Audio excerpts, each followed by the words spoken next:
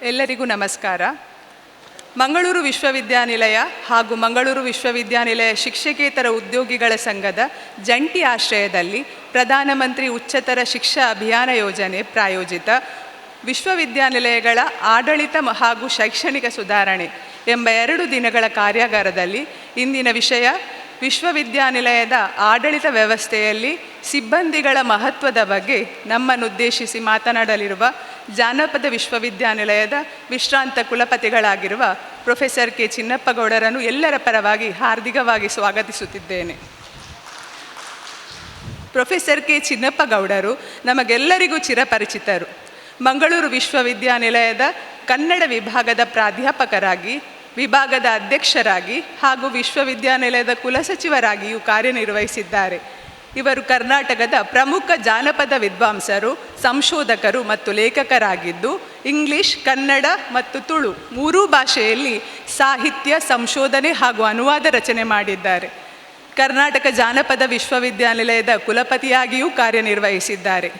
Professor BA Vivek Rai ಅವರ ಮಾರ್ಗದರ್ಶನದಲ್ಲಿ ಭೂತಾರಾಧನೆ ಜಾನಪದೀಯ ಅಧ್ಯಯನ ಎಂಬ ಮಹಾಪ್ರಬಂಧಕ್ಕೆ PhD ಪಡೆದ ಡಾಕ್ಟರ್ ಕೆ ಚಿನ್ನಪ್ಪಗೌಡರು ಮುಖ್ಯವಾಗಿ ಭೂತಾರಾಧನೆ ಮತ್ತು ಜಾನಪದ ಅಧ್ಯಯನಕ್ಕೆ ಅಪಾರ ಕೊಡುಗೆ ನೀಡಿದ್ದಾರೆ.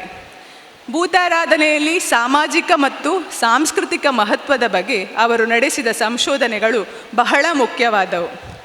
ಜಾನಪದ ಸೇವೆಗಾಗಿ ಅವರಿಗೆ ಕರ್ನಾಟಕ ತುಳು ಸಾಹಿತ್ಯ ಅಕಾಡೆಮಿ ಗೌರವ ಪ್ರಶಸ್ತಿ, ಜಾನಪದ ತಜ್ಞ ಪ್ರಶಸ್ತಿ, ಕೋಟ ಶಿವರಾಮ ಕಾರಂತ ಪ್ರಶಸ್ತಿ, ಹರಿದಾಸ ಭಟ್ಟ ಜಾನಪದ ಪ್ರಶಸ್ತಿ, ಬಾಬು ಅಮೀನ್ ಜಾನಪದ ಪ್ರಶಸ್ತಿ, ಹೀಗೆ 10 ಹಲವು ಪ್ರಶಸ್ತಿಗಳು ಸಂದಿವೆ. ಕರ್ನಾಟಕ ಜಾನಪದ ಲೋಕದಲ್ಲಿ ಒಂದು ವಿಶಿಷ್ಟ ಸ್ಥಾನ ಪಡೆದಿರುವ ಅವರ ಬರವಣಿಗೆಗಳು ಮತ್ತು ಸಂಶೋಧನೆಗಳು ಕನ್ನಡ ಜಾನಪದಕ್ಕೆ ಒಂದು ಹೊಸ ಆಯಾಮ ತಂದುಕೊಟ್ಟಿವೆ. ಪ್ರೊಫೆಸರ್ ಕೆ ಚಿನ್ನಪ್ಪಗೌಡರು ಕನ್ನಡ, ಇಂಗ್ಲಿಷ್ ಹಾಗೂ ತುಳು ಭಾಷೆಗಳಲ್ಲಿ ಹಲವಾರು ಕೃತಿಗಳನ್ನು ರಚಿಸಿದ್ದಾರೆ. ಅವುಗಳಲ್ಲಿ ಭೂತಾರಾಧನೆ, ಜಾಲಾಟ, ಭೂತಾರಾಧನೆ ಜಾನಪದೀಯ ಅಧ್ಯಯನ, ಸಂಸ್ಕೃತಿ ಸಿರಿ, ಕರಾವಳಿ ಕಥನಗಳು, ತುಳು ಮಾನ್ಯ, ತುಳು ಜಾನಪದ ಕಥೆಗಳು, ತುಳು ಕವನ ಸಂಕಲನ, ಪ್ರಬಂಧ ಸಂಕಲನ, ಹೀಗೆ 10 ಹಲವು ಕೃತಿಗಳನ್ನು ರಚಿಸಿದ್ದಾರೆ. ಅಲ್ಲದೆ ಇಂಗ್ಲಿಷ್ ಭಾಷೆಯಲ್ಲಿಯೂ ಪ್ರೌಢಿಮೆ ಹೊಂದಿರುವ ಇವರು ಪ್ರೊಫೆಸರ್ ಸುರೇಂದ್ರ ರಾವ್ ಅವರೊಂದಿಗೆ ಸಹ ಸಂಪಾದನೆಯಲ್ಲಿ ಹಲವು ಪ್ರಮುಖ ಅನುವಾದಿತ ಕೃತಿಗಳನ್ನು ರಚಿಸಿರುತ್ತಾರೆ. 2009ರಿಂದ 2012ರ ಅವಧಿಯವರೆಗೆ ಮಂಗಳೂರು ವಿಶ್ವವಿದ್ಯಾನಿಲಯದ ಮಾನ್ಯ ಕುಲಸಚಿವರಾಗಿ ಕಾರ್ಯನಿರ್ವಹಿಸಿರುವ ಇವರು ವಿಶ್ವವಿದ್ಯಾನಿಲಯದ ಆಡಳಿತ ವ್ಯವಸ್ಥೆಯಲ್ಲಿ ಬಹಳಷ್ಟು ಉತ್ತಮ ಕಾರ್ಯಗಳಿಂದ ಎಲ್ಲರ ಮೆಚ್ಚುಗೆಗೆ ಪಾತ್ರರಾಗಿದ್ದರು. ಇಂದಿನ ಕಾರ್ಯಾಗಾರದಲ್ಲಿ ವಿಶ್ವವಿದ್ಯಾನಿಲಯದ ಆಡಳಿತ ವ್ಯವಸ್ಥೆಯಲ್ಲಿ ಸಿಬ್ಬಂದಿಗಳ ಮಹತ್ವದ ಬಗ್ಗೆ ಪೀಠಿಕೆಯ ನಂತರದ ತಮ್ಮ ಮುಖ್ಯ ಪಾತ್ರದ ನುಡಿಗಳನ್ನು ನುಡಿಯಬೇಕಾಗಿ ಕೇಳಿಕೊಳ್ಳುತ್ತಾ ಇದ್ದೇನೆ. ಸರ್.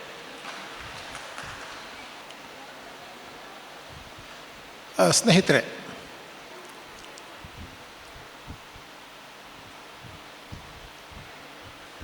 ಹನ್ನೆರಡು ಗಂಟೆ 15 ನಿಮಿಷ ಆಯಿತು. ಊಟಕ್ಕೆ 3/4 ಗಂಟೆ ಉಂಟಿನ್ನು.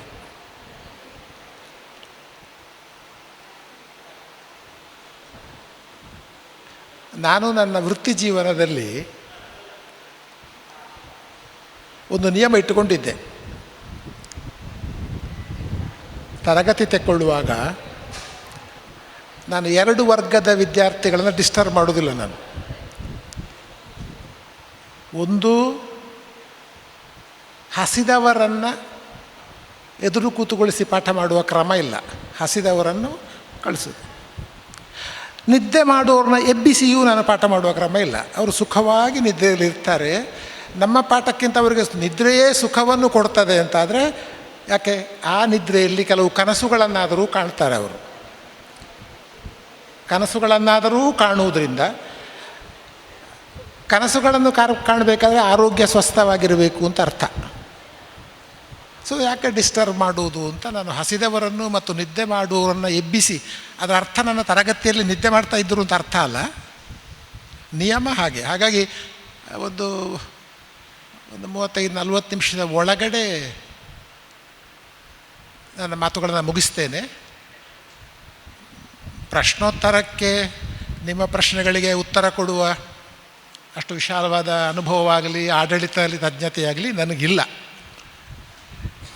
ಹೀಗೆ ನನ್ನ ಮತಿಗೆ ದಕ್ಕುವ ಪ್ರಶ್ನೆಗಳಿದ್ದರೆ ಒಂದು 5 ನಿಮಿಷ ಏನಾದರೂ ಕೇಳಬಹುದು. ನಾನು ಇಡೀ ಕಾರ್ಯಾಗಾರವನ್ನು ನಾನು ಶೈಕ್ಷಣಿಕ ಕಾರ್ಯಾಗಾರ ಅಂತ ಅದನ್ನು ಪರಿಗಣಿಸಿದ್ದೀನಿ. ಅಕಾಡೆಮಿಕ್ ಡಿಸ್ಕೋರ್ಸ್, ಇದು ಶೈಕ್ಷಣಿಕವಾದ. ಏಕೆಂದರೆ ವಿಶ್ವವಿದ್ಯಾನಿಲಯ ಒಂದು ಉನ್ನತ ಶೈಕ್ಷಣಿಕ ಸಂಸ್ಥೆ. ಇಲ್ಲಿ ನಡೆಯುವ ಎಲ್ಲ ಚಟುವಟಿಕೆಗಳು ಕೂಡ ಈ ಆವರಣದಲ್ಲಿ, ಅಂದರೆ ವಿಶ್ವವಿದ್ಯಾನಿಲಯದ ವ್ಯಾಪ್ತಿಯೊಳಗೆ ನಡೆಯುವ ಎಲ್ಲ ಚಟುವಟಿಕೆಗಳು ಕೂಡ ಶೈಕ್ಷಣಿಕವಾಗಿರ್ತವೆ, ಅಕಾಡೆಮಿಕ್ ಆಗಿರ್ತವೆ. ಆ ಶೈಕ್ಷಣಿಕ ಚಟುವಟಿಕೆಗಳಿಗೆ ಪೂರಕವಾಗಿ, ಕಾಂಪ್ಲಿಮೆಂಟರಿ ಹೇಳ್ತೇವೆ ನಾವು, ಪೂರಕವಾಗಿ ಆಡಳಿತ ಇರ್ತದೆ, ಪರೀಕ್ಷಾ ವಿಭಾಗ ಇರ್ತದೆ, ಹಣಕಾಸು ಇರ್ತದೆ, VC ಕಚೇರಿ ಇರ್ತದೆ, ಎಂಜಿನಿಯರಿಂಗ್ ಸೆಕ್ಷನ್ ಇರ್ತದೆ, ಎಲ್ಲ ಇರ್ತದೆ. ನೀವು ದಯವಿಟ್ಟು ವಿಶ್ವವಿದ್ಯಾನಿಲಯ ಅಂದರೆ ಇಲ್ಲಿಗೆ ಆಡಳಿತ ಅಂತಂದರೆ, ಅಂದರೆ ಆಡಳಿತ ಅಥವಾ ವಿಶ್ವವಿದ್ಯಾನಿಲಯದ ಸಿಬ್ಬಂದಿ ಅಂತ ಹೇಳುವಾಗ, ವಿಶ್ವವಿದ್ಯಾನಿಲಯದ ಆಡಳಿತ ಅಥವಾ ಅಕಾಡೆಮಿಕ್ ವಲಯ ಅಂತ ಹೇಳುವಾಗ ನೀವು ಬರೀ ಈ ಕಟ್ಟಡವನ್ನಷ್ಟೇ ಗಮನಕ್ಕೆ ತಂದು ಇದಕ್ಕಿಂತ ವಿಶಾಲವಾದ ಒಂದು ವ್ಯಾಪ್ತಿ ಇದೆ. ಇಲ್ಲಿ ನೀವು ಒಂದು ಚೇರ್ ಟೇಬಲಲ್ಲಿ ಕೂತು ಕೆಲಸ ಮಾಡುವವರು ಈ ವಿಶ್ವವಿದ್ಯಾನಿಲಯದ ಯಾವುದೋ ಒಂದು ಶೈಕ್ಷಣಿಕ ಚಟುವಟಿಕೆಗೆ ಸಂಬಂಧಪಟ್ಟ ಹಾಗೆ ನೀವು ವ್ಯವಹರಿಸ್ತಾ ಇದ್ದೀರಿ ಅಂತ ಅರ್ಥ. So your work is very very very important. ನಾನು 2 ಪದಗಳನ್ನಾಗ ಸ್ವಲ್ಪ ಸ್ಪಷ್ಟೀಕರಣ ಕೊಡಬೇಕು ಅಂತ ಹೇಳಿದೆ. ನಾನು ಒಂದು ಶಿಕ್ಷಕೇತರ ಅಂತ ಒಂದು ಪದ ನಾವು ಬಳಸ್ತಾ ಬಂದಿದ್ದೇವೆ. ಶಿಕ್ಷಕ ಮತ್ತು ಇತರರು ಅಂತ.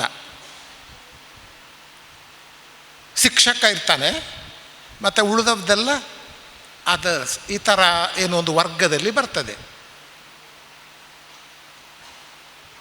ಮೊದಲೊಂದು ಪದ ಇತ್ತು, ಒಂದು ಜಾತಿ, ಬ್ರಾಹ್ಮಣ ಬ್ರಾಹ್ಮಣೇತರ, ಹಿಂದಿ ಹಿಂದಿಯೇತರ, ಕನ್ನಡ ಕನ್ನಡೇತರ. ತ್ರಿಕೋಣ ಮಧ್ಯಗತಂ ಮುರಾರಿ ಸಿತಂ ಮೂಲಾಧಾರ ಕ್ಷೇತ್ರ. ಹವ್ಯಕ ಹೀಗೆ ಸುಮಾರು ಒಂದು 10-20 ಭಾಷೆಗಳಿವೆ. ಕನ್ನಡೇತರ, ಅದನ್ನು ಇತರ, ಅದರ್ಸ್ ಅಂತ ಹೇಳ್ತೇವೆ ನಾವು. ಅದು ನಮಗೆ ತಿಳುವಳಿಕೆ ಇರಬೇಕಾಗ್ತದೆ.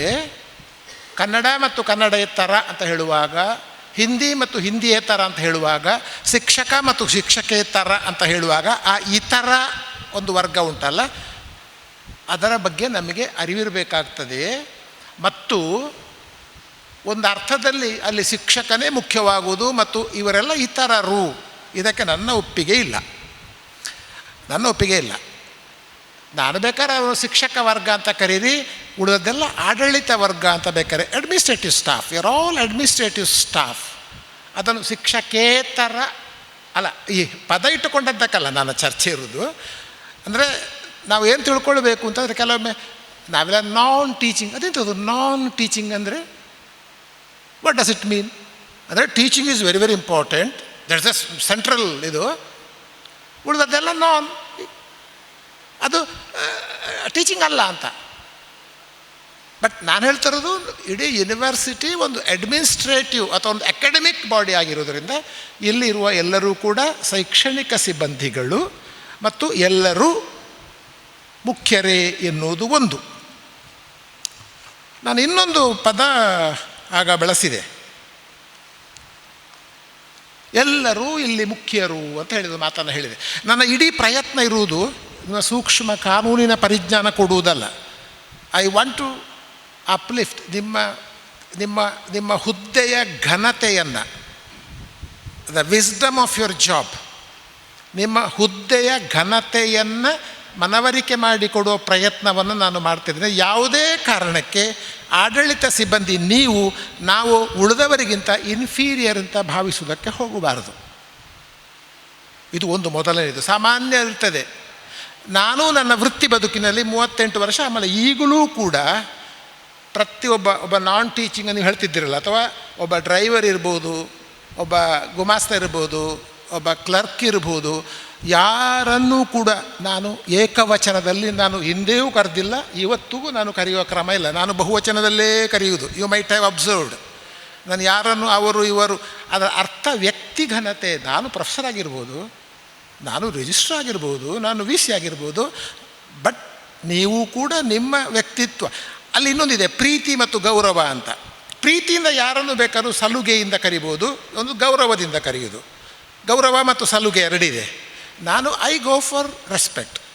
ಸಲುಗೆ ಇರ್ತದೆ, ಅದು ಅದರ ಆಚೆಗೆ. ಯಾಕಂದರೆ ನಾವೆಲ್ಲರೂ ಮೂಲತಃ ಮನುಷ್ಯರೇ, ಎಲ್ಲರೂ ಮನುಷ್ಯರೇ ಎಲ್ಲ. ನಮಗೆ ನಮ್ಮದೇ ಆದ ಒಂದು ಬದುಕಿದೆ, ನಮ್ಮದೇ ಆದ ಒಂದು ವ್ಯಕ್ತಿತ್ವ ಇದೆ ಅಲ್ವಾ? ಹಾಗಾಗಿ ಬದುಕು ವ್ಯಕ್ತಿತ್ವಕ್ಕೆ ನಮ್ಮ ಘನತೆಗೇನು ನಾವು ಅದಕ್ಕೆ ಯಾವುದೇ ಕುಂದು ತರುವ ಅಥವಾ ಅದು ಅಗತ್ಯ ಇಲ್ಲ ಅಂತ ನಾನು I hope you have got my point. ಶಿಕ್ಷಕೇತರ ಅಂತ ಇದೆ ಇನ್ನೊಂದು ಪದ ಹೇಳಿದೆ ನಾನು ಇಲ್ಲಿ, ಯಾರೂ ಅಮುಖ್ಯರಲ್ಲ ಅನ್ನೊಂದು ಪದ ಹೇಳಿದೆ. ಇದು ಕುವೆಂಪು ಅವರ ಒಂದು ಕಾದಂಬರಿ ಇದೆ, ಮಲೆಗಳಲ್ಲಿ ಮದುಮಗಳು ಅಂತ. ಹೆಸರು ಕೇಳಿದ್ದೀರಾ? ಕಾನೂರು ಹೆಗ್ಗಡಿತಿ ಒಂದು ಕಾದಂಬರಿ ಇದೆ, ಮತ್ತು ಮಲೆಗಳಲ್ಲಿ ಮದುಮಗಳು ಅಂತ 2 ಮಹಾ ಕಾದಂಬರಿಗಳು ಕನ್ನಡದ್ದು.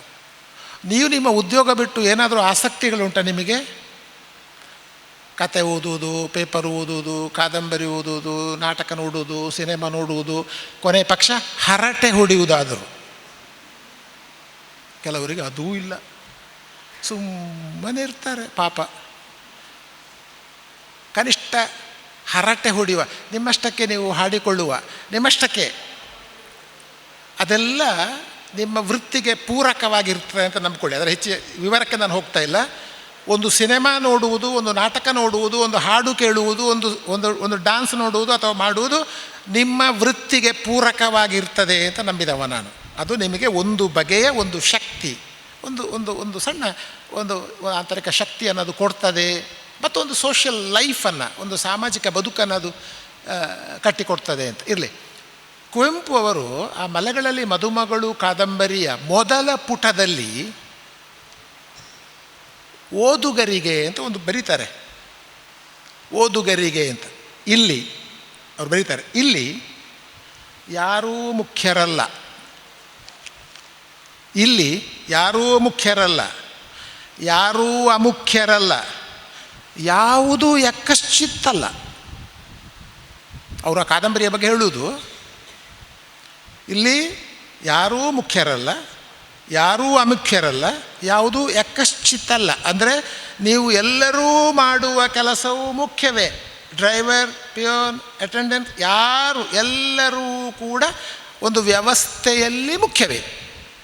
ಇಲ್ಲಿ ಯಾರೂ ಅಮುಖ್ಯರಲ್ಲ. ಇಲ್ಲಿ ತೆಗೆದು ಯೂನಿವರ್ಸಿಟಿ ಅಂತ ಹಾಕ್ಕೊಳ್ಳಿ. ಯಾವುದಕ್ಕೂ ಮೊದಲಿಲ್ಲ. ನೀವು ತಿಳ್ಕೊಳ್ಳಬೇಡಿ, ಇದು ನನ್ನಿಂದಲೇ ಆರಂಭ ಆಗೋದು, ನನ್ನಿಂದಲೇ ಮುಕ್ತಾಯ ಆಗೋದು,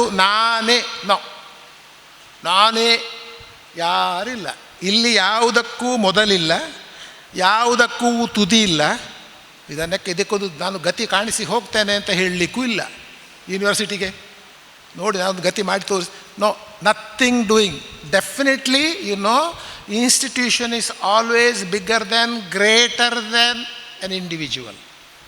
ಮನುಷ್ಯನಿಗಿಂತ ಸಂಸ್ಥೆ ದೊಡ್ಡದು. ನೆನಪಿಟ್ಟುಕೊಳ್ಳಿ, ನನಗಿಂತ ಸಂಸ್ಥೆ ಬಹಳ ದೊಡ್ಡದಿರ್ತದೆ ಅಂತ. ಇದು ತುಂಬ ವಿವರಣೆ ಬಯಸುವ ವಿಷಯ. ಆದರೆ ಇಂಥ ದೊಡ್ಡ ಸಂಸ್ಥೆಯಲ್ಲಿ ಕೆಲಸ ಮಾಡುವ ನಾನು ಅಲ್ಪನಲ್ಲ. ಆದರೆ ನನಗೆ ಒಂದು ಜವಾಬ್ದಾರಿ ಇದೆ. ಯಾವುದಕ್ಕೂ ತುದಿ ಇಲ್ಲ, ಯಾವುದು ಎಲ್ಲಿಯೂ ನಿಲ್ಲುವುದೂ ಇಲ್ಲ. ನೀವೆಲ್ಲ ಕೆಲಸ ಮಾಡ್ತಾ ಇದ್ದೀರಲ್ಲ, ಇಟ್ಸ್ ಎ ಕಂಟಿನ್ಯೂಸ್ ಪ್ರೋಸೆಸ್. ನಿಲ್ಲುವುದಿಲ್ಲ ಅದು.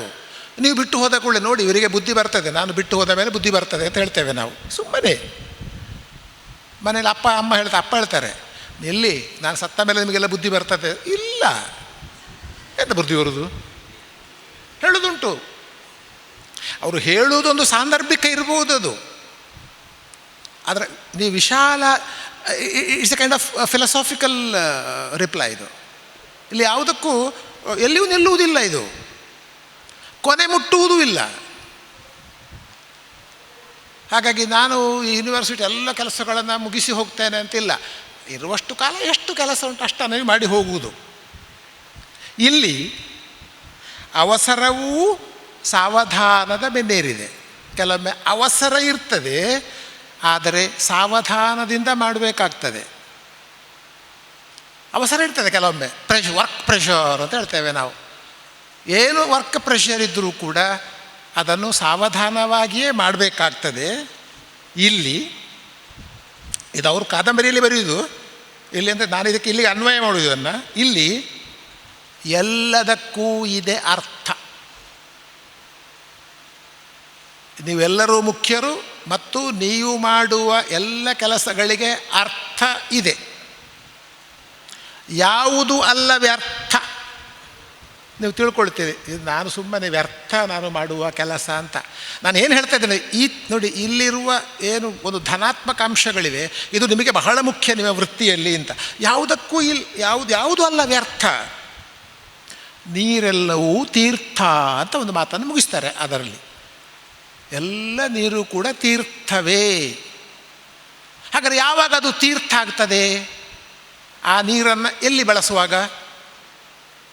ತೀರ್ಥ ಆಗೋದು ಯಾವಾಗ? ಒಂದು ನೀರು ಅದು ಪೂಜೆಗೆ, ದೇವರಿಗೆ ನೀವು ಅದನ್ನು ಏರಿದ್ರೆ ಅದು ತೀರ್ಥ ಆಗ್ತದೆ. ಎಲ್ಲವೂ ನೀರೇ. ನೀರೆಲ್ಲವೂ, ನಾನು ಸಾಹಿತ್ಯದ ಪಾಠ ಮಾಡಲಿಕ್ಕೆ ಹೋಗುವುದಿಲ್ಲ, ನೀರೆಲ್ಲವೂ ತೀರ್ಥ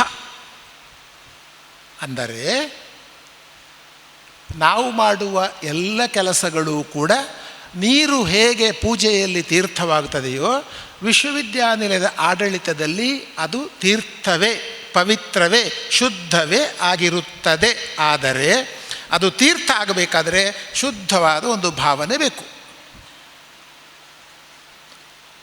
ಕೆಟ್ಟದಾಗಲಿ ಹಾಳಾಗಲಿ ನನಗೆ ಸಂಬಂಧಪಟ್ಟದ್ದಲ್ಲ, ನಾಳೆ ಏನು ಬೇಕಾದರೂ ಆಗಲಿ, ಅಂಥ ಆಲೋಚನೆಗಳಿಗೆ ಅವಕಾಶವೂ ಇಲ್ಲ, ಅರ್ಥವೂ ಇಲ್ಲ ಅಂತ ಕುವೆಂಪು ಒಂದು ದಾರ್ಶನಿಕ ನೆಲೆಯ ಮಾತುಗಳನ್ನು ಹೇಳಿದ್ದಾರೆ. ಈ ಮಾತು ಈ ನಮ್ಮ ಉದ್ಯೋಗಿಗಳ ವೃತ್ತಿಯಲ್ಲಿ, ಬದುಕಿನಲ್ಲಿ ಬಹಳ ಮುಖ್ಯವಾಗ್ತದೆ ಅಂತ ನಾನು ಭಾವಿಸಿದ್ದೇನೆ. ಅಂದರೆ ನೀವೆಲ್ಲರೂ ಮತ್ತೆ ಹೇಳ್ತಾ ಇರೋದು, ನೀವೆಲ್ಲರೂ ವಿಶ್ವವಿದ್ಯಾನಿಲಯದ ಆಡಳಿತದಲ್ಲಿ ಬಹಳ ಮುಖ್ಯರೇ ಆಗಿರ್ತೀರಿ ಎನ್ನುವುದು ಒಂದು. ಇದನ್ನು ಸ್ವಲ್ಪ ಸಮರ್ಥಿಸ್ತೇನೆ ನಾನು. ಅಂದರೆ ಒಂದು ಕಾನೂನಾತ್ಮಕವಾಗಿ ನೋಡುವ, ಅಥವಾ ಒಂದು ಸೈದ್ಧಾಂತಿಕ ಚೌಕಟ್ಟಲ್ಲಿ ನೋಡುವ.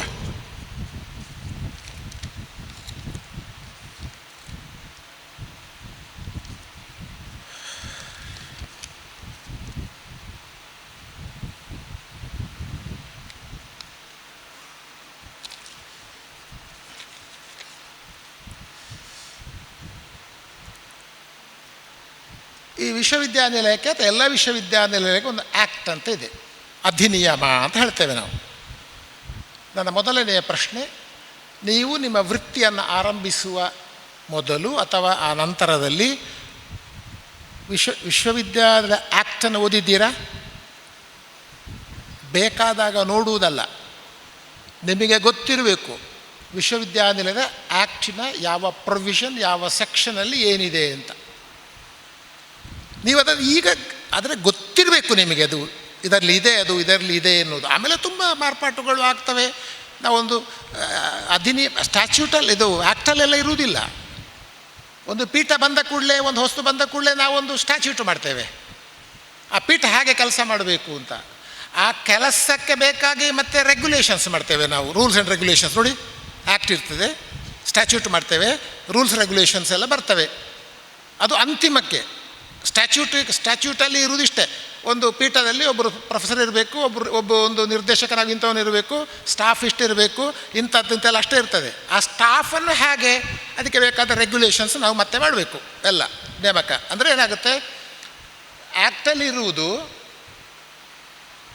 ಅಂದರೆ ಅಧಿನಿಯಮದಲ್ಲಿರುವುದು ಸ್ಟ್ಯಾಚ್ಯೂಟ್ ಪರಿನಿಯಮಗಳ ಮೂಲಕ ವಿಸ್ತಾರಗೊಂಡು, ಆಮೇಲೆ ನಿಯಮಗಳು ಉಂಟಲ್ಲ, ರೂಲ್ಸ್ ಆ್ಯಂಡ್ ರೆಗ್ಯುಲೇಷನ್ಸ್, ವಿನಿಯಮ ಮತ್ತು ರೂಲ್ಸ್, ಕಾನೂನುಗಳು ಏನು ಹೇಳ್ತಾರೆ, ನಿಯಮಗಳು, ಆ ಮೂಲಕ ಅದು ಹೆಚ್ಚು ಸ್ಪಷ್ಟವಾಗ್ತಾ ಹೋಗ್ತದೆ, ಕ್ಲಾರಿಫೈ ಆಗೋದು.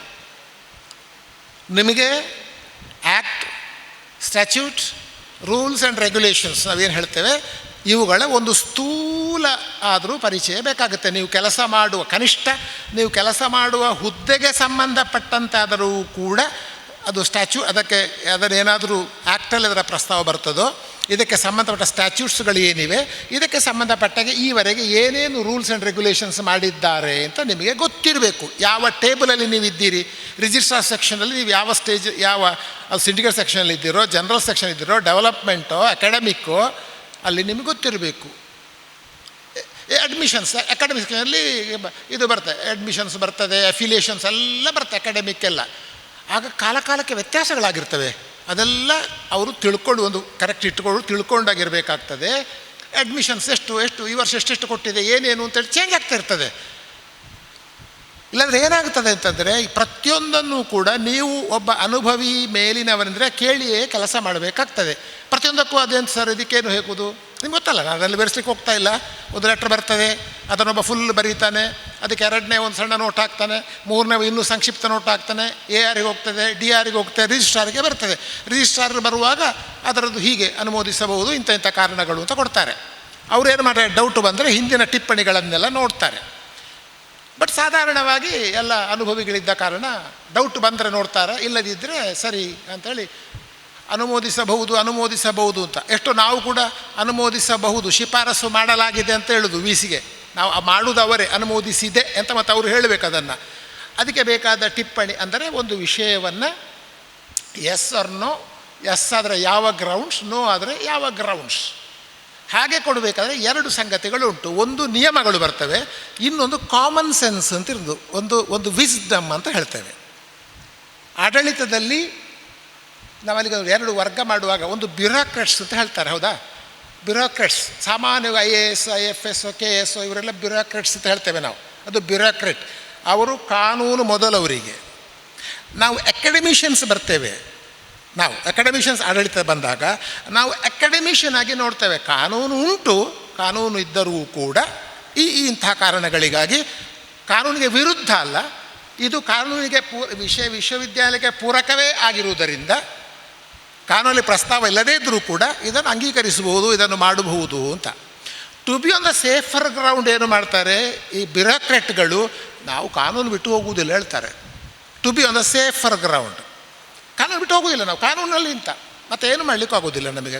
ಕಾನೂನು ಹಿಡ್ಕೊಂಡ್ರೆ ನನಗೆ ವೈಯಕ್ತಿಕವಾಗಿ ಅದಕ್ಕೆ ನಾವು ಬಹಳ ಬಾರಿ ನಾನು ಹೇಳುವುದುಂಟು, ಆಡಳಿತ ಕಾನೂನು ಇದನ್ನು ಹೆಗಲಿನೊಳಗೆ ಮಾತ್ರ ಇಟ್ಟುಕೊಳ್ಬೇಕು, ತಲೆಗೆ ತಗೊಂಡು ಹೋಗಬಾರದು. ಅಧಿಕಾರ ಉಂಟಲ್ಲ, ಹೆಗಲಿನವರೆಗೆ ಮಾತ್ರ ಇಟ್ಟುಕೊಳ್ಬೇಕು. ತಲೆಗೆ ಏರಿತೋ ಅಧಿಕಾರ ಮತ್ತೆ ಕಷ್ಟವೇ, ಮತ್ತೆ ನಾನು ತೆಗಿತೇನೆ ಬಿಡ್ತೇನೆ ಅಂತ. ಅಧಿಕಾರ ಎನ್ನುವುದು ಉಂಟಲ್ಲ, ಅದು ವೈಯಕ್ತಿಕವಾದದ್ದಲ್ಲ, ಅದೊಂದು ಸಂಸ್ಥೆ ದತ್ತವಾದದ್ದು. ತಿಳ್ಕೊಳ್ಳಿ, ಒಂದು ಸುಮ್ಮನೆ ಉದಾಹರಣೆ ಕೊಡ್ತಾರೆ. ಮೆಂಬರ್ಸ್ ಆಫ್ ಸಿಂಡಿಕೇಟ್ ಅಂತ ಉಂಟು, ಪವರ್ಸ್ ಆಫ್ ದಿ ಸಿಂಡಿಕೇಟ್ ಅಂತ ಉಂಟು, powers of the members of the syndicate ಅಂತ ಉಂಟಾ? ಮೆಂಬರಿಗೆ ಒಬ್ಬೊಬ್ಬ ಮೆಂಬರಿಗೆ ಪವರ್ ಅಂತ ಉಂಟು, ಅದರಲ್ಲಿ ಪವರ್ಸ್ ಆಫ್ ದ ಸಿಂಡಿಕೇಟ್ ಅಂತ ಉಂಟು. ಸಿಂಡಿಕೇಟಿಗೊಂದು ಪವರ್ ಉಂಟು. ಆ ಇಡೀ ಬಾಡಿ ಡಿಸ್ಕಸ್ ಮಾಡಿ ಸಿಂಡಿಕೇಟ್ ರಿಸಾಲ್ವ್ಸ್ ಅಂತ, ಅದಕ್ಕೆ ಡಿಸೆಂಟ್ ನೋಟ್ ಹಾಕೋದು ಒಂದು ಬೇರೆ ಉಂಟು, ಆದರೆ ಡಿಸಿಷನ್ ಆಫ್ ದ ಸಿಂಡಿಕೇಟ್ ಅಂತ ಇರೋದು. ಹಾಗಾಗಿ ಇದು ಬಹಳ ಬಾರಿ ಏನಾಗ್ತದೆ, ನಾನಲ್ಲಿ ಹೋದಾಗ ಪ್ರತಿಯೊಬ್ಬರೂ ಅದು ಸಿಂಡಿಕೇಟ್ನದ್ದು ಅದು ಗೊತ್ತಿಲ್ಲ. ಸಿಂಡಿಕೇಟ್ ಅಂದರೆ ಏನು ಬೇಕಾದರೂ ಹೇಳ್ಬೋದು, ಏನು ಬೇಕಾದ್ರೂ ಮಾಡ್ಬೋದು, ಆಗಬೇಕು, ಹಾಗೆ ಆಗುವುದಿಲ್ಲ. Let us discuss but take A decision, it will be the decision of the syndicate ಅಂತ ಇರುವುದು. ಅದು ಹಾಗೆ ಅಕಾಡೆಮಿಕ್ ಕೌನ್ಸಿಲ್ ಅಂತ ಇರುವುದು. ಅಂದರೆ ಏನು ಹೇಳ್ತದೆ ಅದು, ಆ ಸಂಸ್ಥೆಗೆ, ಆ ಬಾಡಿಗೊಂದು ಅಧಿಕಾರ ಇದೆ, but it is constituted by the members, so members have to execute it properly ಅಂತ. ಅಂದರೆ ಕೊನೆಗೂ ಕೂಡ ಕಾನೂನಿನ ಆಚೆಗೆ ಒಂದು ಒಂದು ಒಂದು ಒಂದು ಒಂದು ಒಂದು ಮಾನವೀಯ ಅಥವಾ ಮನುಷ್ಯ ಚಿಂತನೆಯ ಒಂದು ಅಗತ್ಯ ಅಲ್ಲಿ ಇರ್ತದೆ ಅಂತ. ವಿವಿಯ ಆಡಳಿತ ನೋಡಿ, ನೀವೆಷ್ಟು ಅದರಲ್ಲಿ ನಾನೇನು ಕೂತ್ಕೊಂಡು ನೋಡ್ತಾ ಇದ್ದೆ, ಆ್ಯಕ್ಟ್ ನೋಡುವಾಗ ಸಂಕ್ಷಿಪ್ತ ಹೇಳ್ತಾ ಇದ್ದೇನೆ. ಒಂದು 14 ಅಧ್ಯಾಯಗಳುಂಟು ಅದರಲ್ಲಿ. ಈಗ ನೀವು ಹೇಳಬೇಕು, ನೋಡಿ ಸರ್ ಅದರಲ್ಲಿ ಇಂಥದ್ದಿಲ್ಲ ಅಂತ. ಇಲ್ಲ ಅಂದರೆ ಇದೆ. ಯಾಕಂದರೆ ಅದು ನಾನು ಆಗ ಹೇಳಿದ ಹಾಗೆ ಇಡೀ ಈ ಸಿಸ್ಟಮಿನಲ್ಲಿ ಆಡಳಿತ ಎಷ್ಟು ಮುಖ್ಯ ಅಂತಂದರೆ, ಇಡೀ ಸಿಂಡಿಕೇಟ್ ಆ್ಯಕ್ಟ್ ಇದೆಯಲ್ಲ, ಅದು ರಚಿತವಾಗಿರುವುದು, ಆ ಆ್ಯಕ್ಟನ್ನು ಕಟ್ಟಿರುವುದು ಆಡಳಿತದ ಅಂಶಗಳ ಮೇಲೆಯೇ. ಆಮೇಲೆ ನೀವು ಹೇಗೆ ಆಡಳಿತ, ಯಾವುದು ಆಡಳಿತ ಅದು ಬೇರೆ. Administration is very very important ಅಂತ. ಅಂದರೆ ನೀವು ಎಂಥ ಇಂಪಾರ್ಟೆಂಟ್ ಒಂದು ಪ್ಲೇಸಲ್ಲಿ ಇದ್ದೀರಿ ಅನ್ನೋದನ್ನು ನಾನು ಹೇಳೋದಕ್ಕೆ ಪ್ರಯತ್ನ ಪಡ್ತಾ ಇರೋದು. ನೋಡಿ, ಫಸ್ಟ್ ಒಂದು ವಿಶ್ವವಿದ್ಯಾನಿಲಯಗಳು ಅಂತ ಒಂದು ಚಾಪ್ಟರ್ ಬರ್ತದೆ, ಅಧ್ಯಾಯ 1 ಅಧ್ಯಾಯ 1 ಪ್ರಾರಂಭಿಕ, ಅಧ್ಯಾಯ 2 ವಿಶ್ವವಿದ್ಯಾನಿಲಯಗಳು, ಅಧ್ಯಾಯ 3 ವಿಶ್ವವಿದ್ಯಾನಿಲಯದ ಅಧಿಕಾರಿಗಳು, ಅಧ್ಯಾಯ 4 ವಿಶ್ವವಿದ್ಯಾನಿಲಯದ ಪ್ರಾಧಿಕಾರಗಳು, ಆಮೇಲೆ ಅಧ್ಯಾಯ 5 ಪರಿನಿಯಮಗಳು, ಆರ್ಡಿನೆನ್ಸ್ಗಳು, ವಿನಿಯಮಗಳು ಮತ್ತು ನಿಯಮಗಳು, 6 ಹಣಕಾಸು ಮತ್ತು ಲೆಕ್ಕಪತ್ರಗಳು, 7 ಪ್ರಾಧಿಕಾರಗಳಲ್ಲಿ ಖಾಲಿ ಸ್ಥಾನಗಳು ಹೇಗೆ ತುಂಬಬೇಕು ಅಂತ, ವಿಶ್ವವಿದ್ಯಾನಿಲಯದ ಅಧ್ಯಾಪಕರು ಮತ್ತು ಇತರ ನೌಕರರ ನೇಮಕಾತಿ. ಇತರ ನೌಕರರ ಇಲ್ಲ, ಅವರ ಕೆಲಸಗಳ ಬಗ್ಗೆ ಏನು ಹೇಳ್ತಾ ಇಲ್ಲ, ಅದು ಅವರ ನೇಮಕಾತಿ ಹೇಗೆ ಮಾಡಬೇಕು, ನೌಕರರ ಅಂತರ್ ವಿಶ್ವವಿದ್ಯಾನಿಲಯ ವರ್ಗಾವಣೆ, ಇಂಟರ್ ಯೂನಿವರ್ಸಿಟಿ ಟ್ರಾನ್ಸ್ಫರ್ಸ್ ಇದ್ದರೆ ಹೇಗೆ ಮಾಡಬೇಕು, ಕಾಲೇಜುಗಳ ಸಂಯೋಜನೆ ಮತ್ತು ಸಂಸ್ಥೆಗಳಿಗೆ ಅಫಿಲಿಯೇಷನ್ ಮನ್ನಣೆ ಹೇಗೆ ಕೊಡಬೇಕು, ಆಮೇಲೆ ಪಟ್ಟಿಗೆ ಸೇರಿಸುವಿಕೆ ಮತ್ತು ಪದವಿಗಳು, ಡಿಗ್ರಿ ಕಾನ್ವೊಕೇಷನ್, ವಿಶ್ವವಿದ್ಯಾನಿಲಯ ಪುನರವಲೋಕನ ಆಯೋಗ, ಎಂಥದ್ದು ಅದಕ್ಕೆ ಇಂಗ್ಲೀಷ್ ಅಂತ ಹೇಳ್ತಾರೆ, ಅದರ ಇಂಟ್ರೋಸ್ಪೆಕ್ಷನ್ ಕಮಿಟಿಯೋ ಅಥವಾ ಅಂತ ಕಮಿಟಿಯೋ ಏನು ಹೇಳ್ತಾರೆ.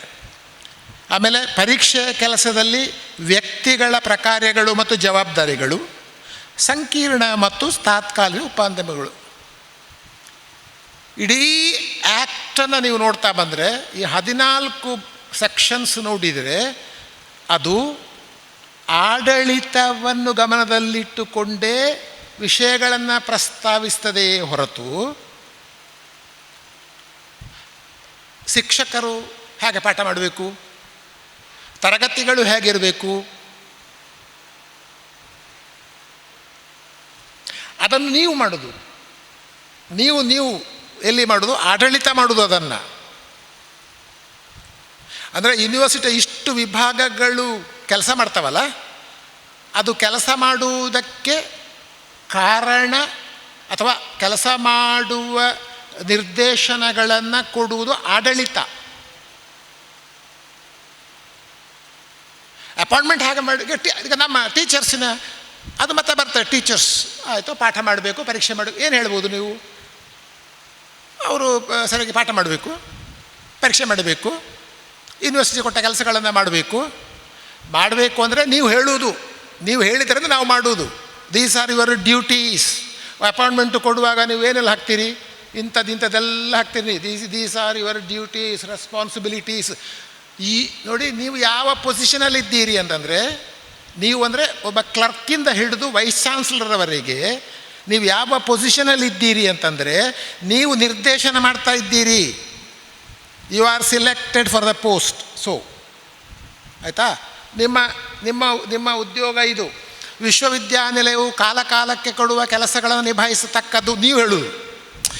ನೀವು ಅರ್ಥ ಆಯ್ತಲ್ಲ, ನೀವು ಅಂತ ಹೇಳಿದರೆ ಇಡೀ ಅಡ್ಮಿನಿಸ್ಟ್ರೇಟಿವ್ ಸಿಸ್ಟಮ್ ಇದೆಯಲ್ಲ, ಅದು ಇಟ್ ಕಂಟ್ರೋಲ್ಸ್ ಅಂತ, ಅಥವಾ ಅದು ನಿರ್ದೇಶನ ಕಂಟ್ರೋಲ್ಸ್ ಎನ್ನುವ ಅರ್ಥ ಹೇಳ್ತಾ ಇರೋದು. ನಾನು ಆಗ ಹೇಳಿದ ಹಾಗೆ ಇಡೀ ವಿಶ್ವವಿದ್ಯಾನಿಲಯದ ಕಾರ್ಯಶೈಲಿಯನ್ನು, ದ ಫಂಕ್ಷನಿಂಗ್ ಸ್ಟೈಲ್ ಇದೆಯಲ್ಲ, ಅದು ನಿಮ್ಮನ್ನು ನಿರ್ಧರಿರ್ತದೆ. ಹಾಗಾಗಿ ಒಬ್ಬ ಅಧ್ಯಾಪಕ ಇಂಟರ್ ಅಸೆಸ್ಮೆಂಟ್ ಕೊಡಲಿಲ್ಲ ಅಂತ ಇಟ್ಟುಕೊಳ್ಳಿ, ನಾಳೆ ಆ ಟೀಚರನ್ನು ಪಬ್ಲಿಕ್ ಬಂದು ಕೇಳುವುದಿಲ್ಲ. ಕೇಳುವುದು ಯಾರು? ನಿಮ್ಮನ್ನು ಕೇಳುವುದು. ನಿಮ್ಮನ್ನು ಕೇಳ್ತಾನೆ ಬಂದು, ರಿಸಲ್ಟ್ ಕೊಡಿ. ಇಲ್ಲ, ಅದು ಅಧ್ಯಾಪಕರು ಕಳಿಸಿಕೊಟ್ಟಿಲ್ಲ ಅಂತ ಹೇಳಿಕ್ಕೆ ಅವ್ರು ಹೇಳ್ತಾರಾ? It is your responsibility. Notice issue ಮಾಡ್ತೀರಿ, ಇಮ್ಮಿಡಿಯೇಟ್ ಎಮರ್ಜೆನ್ಸಿ, ಕೂಡಲೇ 24 ಗಂಟೆ ಒಳಗೆ ನಿಮ್ಮ ಮಾರ್ಕ್ ಶೀಟ್ ಅಥವಾ ಯಾವುದು ಅಸೆಸ್ಮೆಂಟ್ ಲಿಸ್ಟ್ ಕೊಡಿ ಅಂತ ಹೇಳ್ತೀರಿ ನೀವು. You have the power. You have the power. After all your ಅದು ಎಲ್ಲಿಂದ ನೋಟ್ ಹೋಗ್ತಾ ಇದ್ರೆ ಕೇಸ್ ವರ್ಕರ್ ಕರೆದು ಹೇಳ್ತಾರೆ, ಫೈಲ್ ಪುಟಪ್ ಮಾಡಿ ನೋಟ್ ಹಾಕಿ ಕಳಿಸಿ ಅಂತ. ಯಾರು ಪುಟಪ್ ಫಸ್ಟ್ ಹಾಕೋದು? ಯಾರು? ಕೇಸ್ ವರ್ಕರ್ ಹಾಕಿದ್ರಿ. ಬರೀತಾನೆ ಕೇಸ್ ವರ್ಕರ್, ಇಂಥ ಕಾರಣಗಳಿಗೆ ಇದೆ ಅವರಿಗೆ ಕೂಡಲೇ ಸೂಚಿಸಲಾಗಿದೆ ಅಂತ ಹೇಳ್ತಾನೆ. Is right.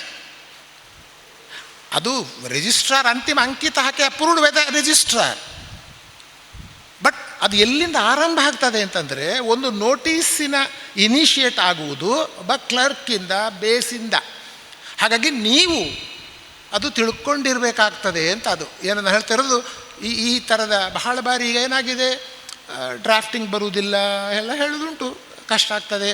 ಅದಕ್ಕೆಲ್ಲ ಫೈಲ್ಗಳನ್ನು ಸ್ಟಡಿ ಮಾಡಬೇಕಾಗ್ತದೆ. ನಾನು ಬೇರೆ ಏನು ಹೇಳಲಿಕ್ಕೆ ನನಗೆ ಗೊತ್ತಿಲ್ಲ. ಹಿಂದಿನ ಸ್ಟೈಲ್ ಇಂಥದ್ದು ಬಂದಾಗ ಹಿಂದೆ ಹೇಗೆಲ್ಲ ನೋಟ್ ಹಾಕ್ತಾಯಿದ್ರು, ಹೀಗೆ ಐ ಥಿಂಕ್ ಈಗ ತುಂಬ ಚೇಂಜಸ್ ಆಗಿರ್ಬೋದು.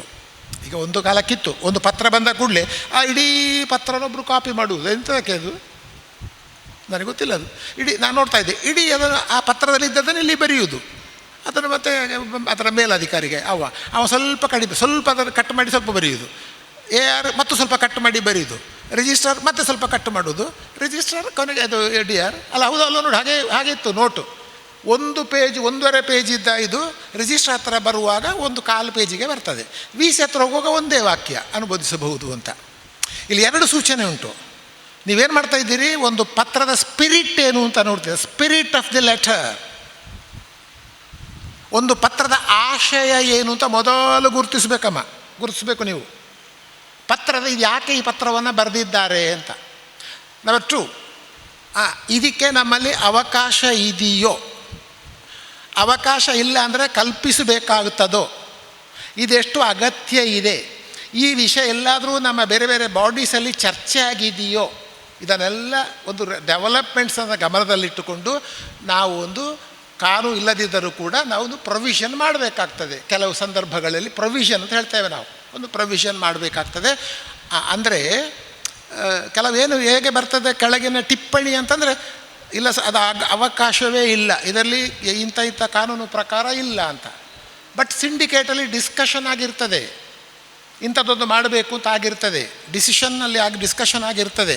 ಅದೆಲ್ಲ ರಿಜಿಸ್ಟ್ರಾರಿಗೆ ಗೊತ್ತಿರ್ತದೆ, ಹೈಯರ್ ಅಥಾರಿಟೀಸ್ಗಳಿಗೆ ಗೊತ್ತಿರ್ತದೆ. ಆಗ ಅವ್ರೇನು ಹೇಳ್ತಾರೆ ಅಂತಂದರೆ, ಇಲ್ಲದಿದ್ದರೂ ಕೂಡ ನೀವು ಅದು VC ತಗೊಳ್ಳಿ ಡಿಸಿಷನ್, ಈ ಥರ ಇಂಥ ಬೇಡಿಕೆಗಳ ಹಿನ್ನೆಲೆಯಲ್ಲಿ ಈ ಒಂದು ಮನವಿಯನ್ನು ಪರಿಗಣಿಸಲು ಅಥವಾ ಮುಂದಿನದಕ್ಕೆ ಕಳಿಸಿದ್ದೇವೆ, ನಮಗೆ ಇಲ್ಲಲ್ಲ, ಮಾಡಬಹುದಲ್ಲ ಅದನ್ನು. ಅಂದರೆ ನಾನು ಹೇಳ್ತಿರೋದು, ಆಗೆಲ್ಲ ನಾವು ಏನು ಮಾಡಬೇಕಾಗುತ್ತೆ, ನಮ್ಮ ಸಾಮಾನ್ಯ ಜ್ಞಾನವನ್ನು ಬಳಸಿಕೊಳ್ಬೇಕಾಗುತ್ತದೆ ಅಂತ. ಸೊ ಈ ಎಲ್ಲ ಅಂಶಗಳಿಂದ ಸಿದ್ಧವಾಗುವ ಪಾಯಿಂಟ್ಸ್ ಏನೇನು ಅಂಶಗಳೆಂದರೆ, ವಿವಿ ವ್ಯವಸ್ಥೆಯಲ್ಲಿ ಆಡಳಿತ ಬಹಳ ಮುಖ್ಯ. ವಿವಿ ಕಾರ್ಯಶೈಲಿ ಆಡಳಿತಾಂಗದಿಂದ ನಿರೂಪಿತವಾಗುತ್ತದೆ ಮತ್ತು ನಿರ್ಣಯವಾಗುತ್ತದೆ. ವಿವಿಯ ಶೈಕ್ಷಣಿಕ ಯಶಸ್ಸು ಗಣನೀಯ ಮತ್ತು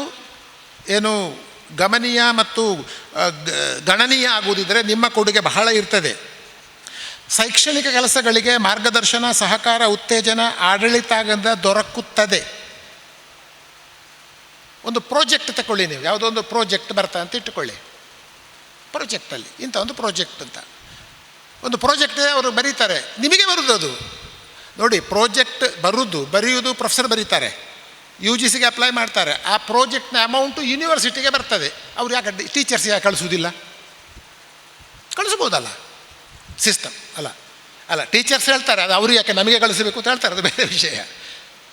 ಬಟ್ ಇರುವುದು ಹೇಗೆ ಅಂತಂದರೆ, ನೀವು ಟೀಚರೇ ಪ್ರಾಜೆಕ್ಟ್ ಬರೀರಿ, ರಿಸರ್ಚ್ ಪ್ರಾಜೆಕ್ಟ್, ಅದು ಅಪ್ರೂವ್ ಆಗಿ ಬಂದರೆ ಹಣ ಎಲ್ಲಿಗೆ ಬರಬೇಕು? ಯೂನಿವರ್ಸಿಟಿಗೆ ಬರಬೇಕು. ಅದು ಯಾಕೆ ಅಂತ ಹೇಳೋದು ನಾನು. ಅದನ್ನೇ ಟೀಚರ್ಸ್ಗೆ ಹೇಳೋದು, ಅಲ್ಲ ಸ್ವಾಮಿಗೆ ನಾವು ಕಷ್ಟಪಡೋದು, ನಾವು ಪ್ರಾಜೆಕ್ಟ್ ಬರೆಯುವುದು, ನಾವು ಇಟ್ಸ್ ಎ ಡಿಬೇಟೇಬಲ್, ಇದೊಂದು ಡಿಸ್ಕಷನ್ನ ಪ್ರಶ್ನೆ, ಇದು ಒಂದು ಚರ್ಚೆ ಮಾಡಬಹುದಾದ ವಿಷಯ ಇದು.